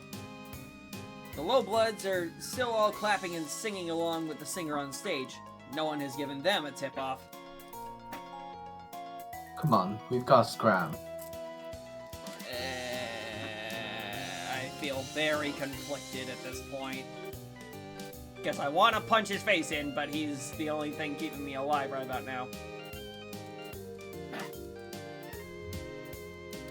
The two of you abscond, getting away from the music club as fast as your legs can carry you. By the time Zebra decides it's safe to slow down, you are tired and out of breath. Looking around, it seems you arrived back in the high blood part of town. You wonder if drones have descended on all those trolls at the club by now, and you can't just hear it because this neighborhood is too far away, closed off, and sheltered from the violence. Whew, that was a close one. Going to low-blood cultural events like that can be dangerous. That's one of the risks that you have to take if you want to be an activist. Sure. Activist. Right. I can't tell you how many times I've risked a culling to fight for low-blood rights. Civil disobedience is the only way to fight the authoritarian state. Eat the rich. Let's sidebar. You look like you'd go splendidly with fava beans and a nice Chianti. Okay, Lecter, cool it. He turns to you and takes one of your hands in both of his, looking deep into your eyes. I just think it's so cool how you supported me back there when we risked our lives for the cause. That's probably the best way you can contribute as an activist and ally, you know, by supporting me. And speaking of activism, we were talking about quadrants earlier. Let's get back to that. This guy just does not want to take no for an answer. Once again, you reiterate that friendship is what you're looking for here. He nods enthusiastically and squeezes your hand tighter. Besides, my heart is already taken by someone else. In this very game. We just met her as well. Yep. Fuck yeah, I love friendship. I've always believed that a strong friendship is the best foundation for any successful romantic relationship. He's not incorrect. Yeah. However, the second he's still absolutely eat the rich. Yeah. And many trolls start by being friends first and entering into a quadrant later. Even if you try to be friends but then fight too much, that can still prepare you for a colligonous quadrant. Either way, the thought of being your friend makes my blood pusher beat a little faster. Sure, you say. If what we're doing is extolling the benefits of friendship, then boy do you have some things to add to his list. For instance, friendship can give you a sense of platonic companionship with your fellow man. And friends can also come in handy when you need someone to help you move, or take you to the airport, or other non-romantic activities. You think friendship is a great thing to pursue for its own merits. Friendship is so great that once you have it, why would you want anything more? Hell yeah, totally. You're so right that friendship is a great first step. Did you enjoy the concert tonight? Lucille is ready. Did it persuade you to be an ally for low blood rights? Not in the way you're thinking. You think that going by your blood color and how often you have almost got killed by those more powerful on this planet, you're more like a member of the oppressed underclass than you are an ally. But you decide to not split hairs and just tell him that yes, you'll be an ally to yourself. That's fantastic. I'm so happy to hear that. If you're an ally of the Lowbloods, then I'll allow you to be my mate spirit.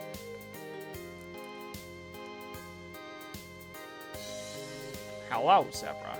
I'm Chris Hansen. Nah, Chris Hansen's busy with the Roblox CEO right now. Yeah, no, fair. Friend, you correct him. You can be his friend. Right, sure, yeah. I meant to say friend. I don't think you did. He lets go of your hand and finally, which at least counts for a partial victory, and winks. Victory! Okay, now I'm just gonna ask you to step up right over here. So, hold on. Actually, hold on. I actually have something with me here. Hold on.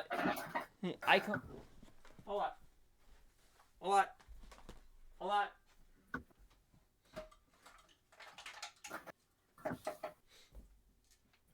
No, I'm not gonna show it. I'm not gonna show it on stream. Ah. Damn it. Get back up there. Come on.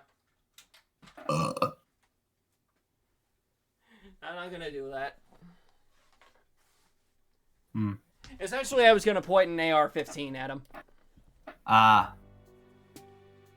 Alright. Friends one more time. At least for tonight. Yep. Seriously, just friends. You learned how to be a better ally to, yourself. Besides, I like her better. Yeah. Stay the fuck away from me, you goddamn creeper. And just like that, we've completed a whole row. Woo!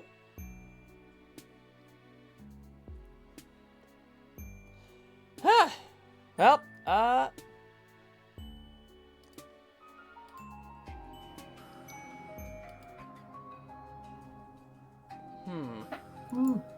still want to...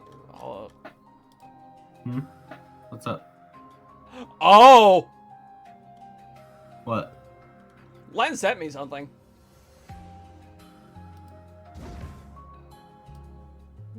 I kind of want to show it off. Yeah, sure.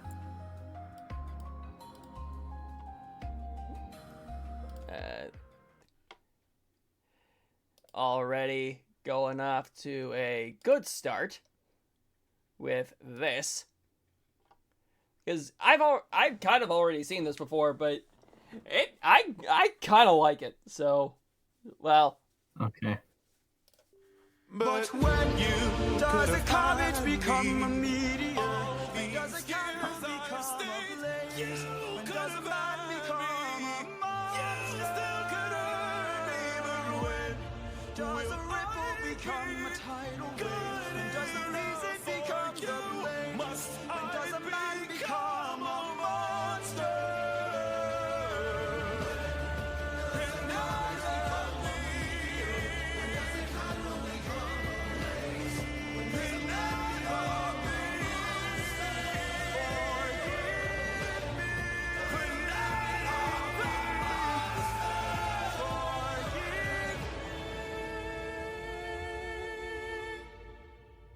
I'm just a man. That is a scarily good AU. Yeah. That, especially with that edit as well. Oh my god. Yeah.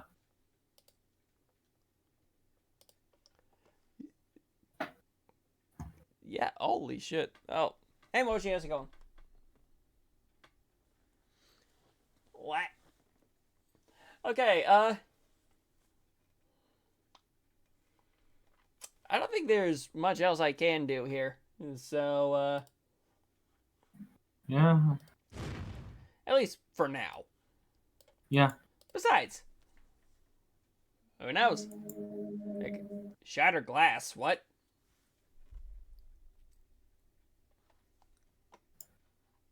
Oh, wait, hold up. I didn't notice I was showing that off.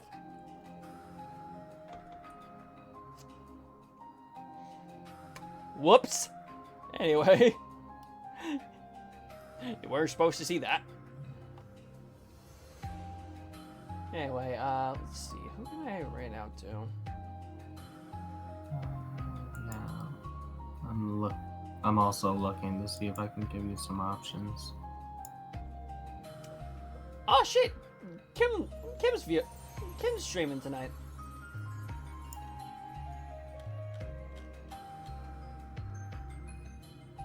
As well as a Charky as well. Yeah. Actually, idea. Okay, so Loppy or Link, that's 1. A Charky is 2. Goblicorn, 3. You're about to end, so no. I got an idea. What's up? You could raid Paleo Steno. Who did? He's part of the Bronies React. He's part of the...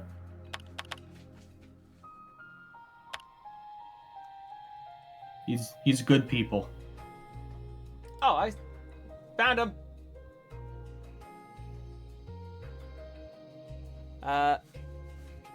Question is... Yeah. This the right person? Yep. Okay, awesome. Hey! Mochi, no. You get down from there.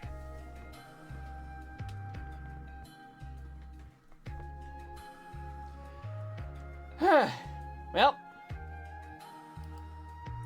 Join us back here next time for something. I don't know. That just seems to be... That just seems to be my whole thing right now. My entire ending slogan. But, oh well. See you guys next week. See you guys next weekend. Which is definitely not going to be 3 days long. Yay. Yay. For something. Don't know what yet, but it's going to be something.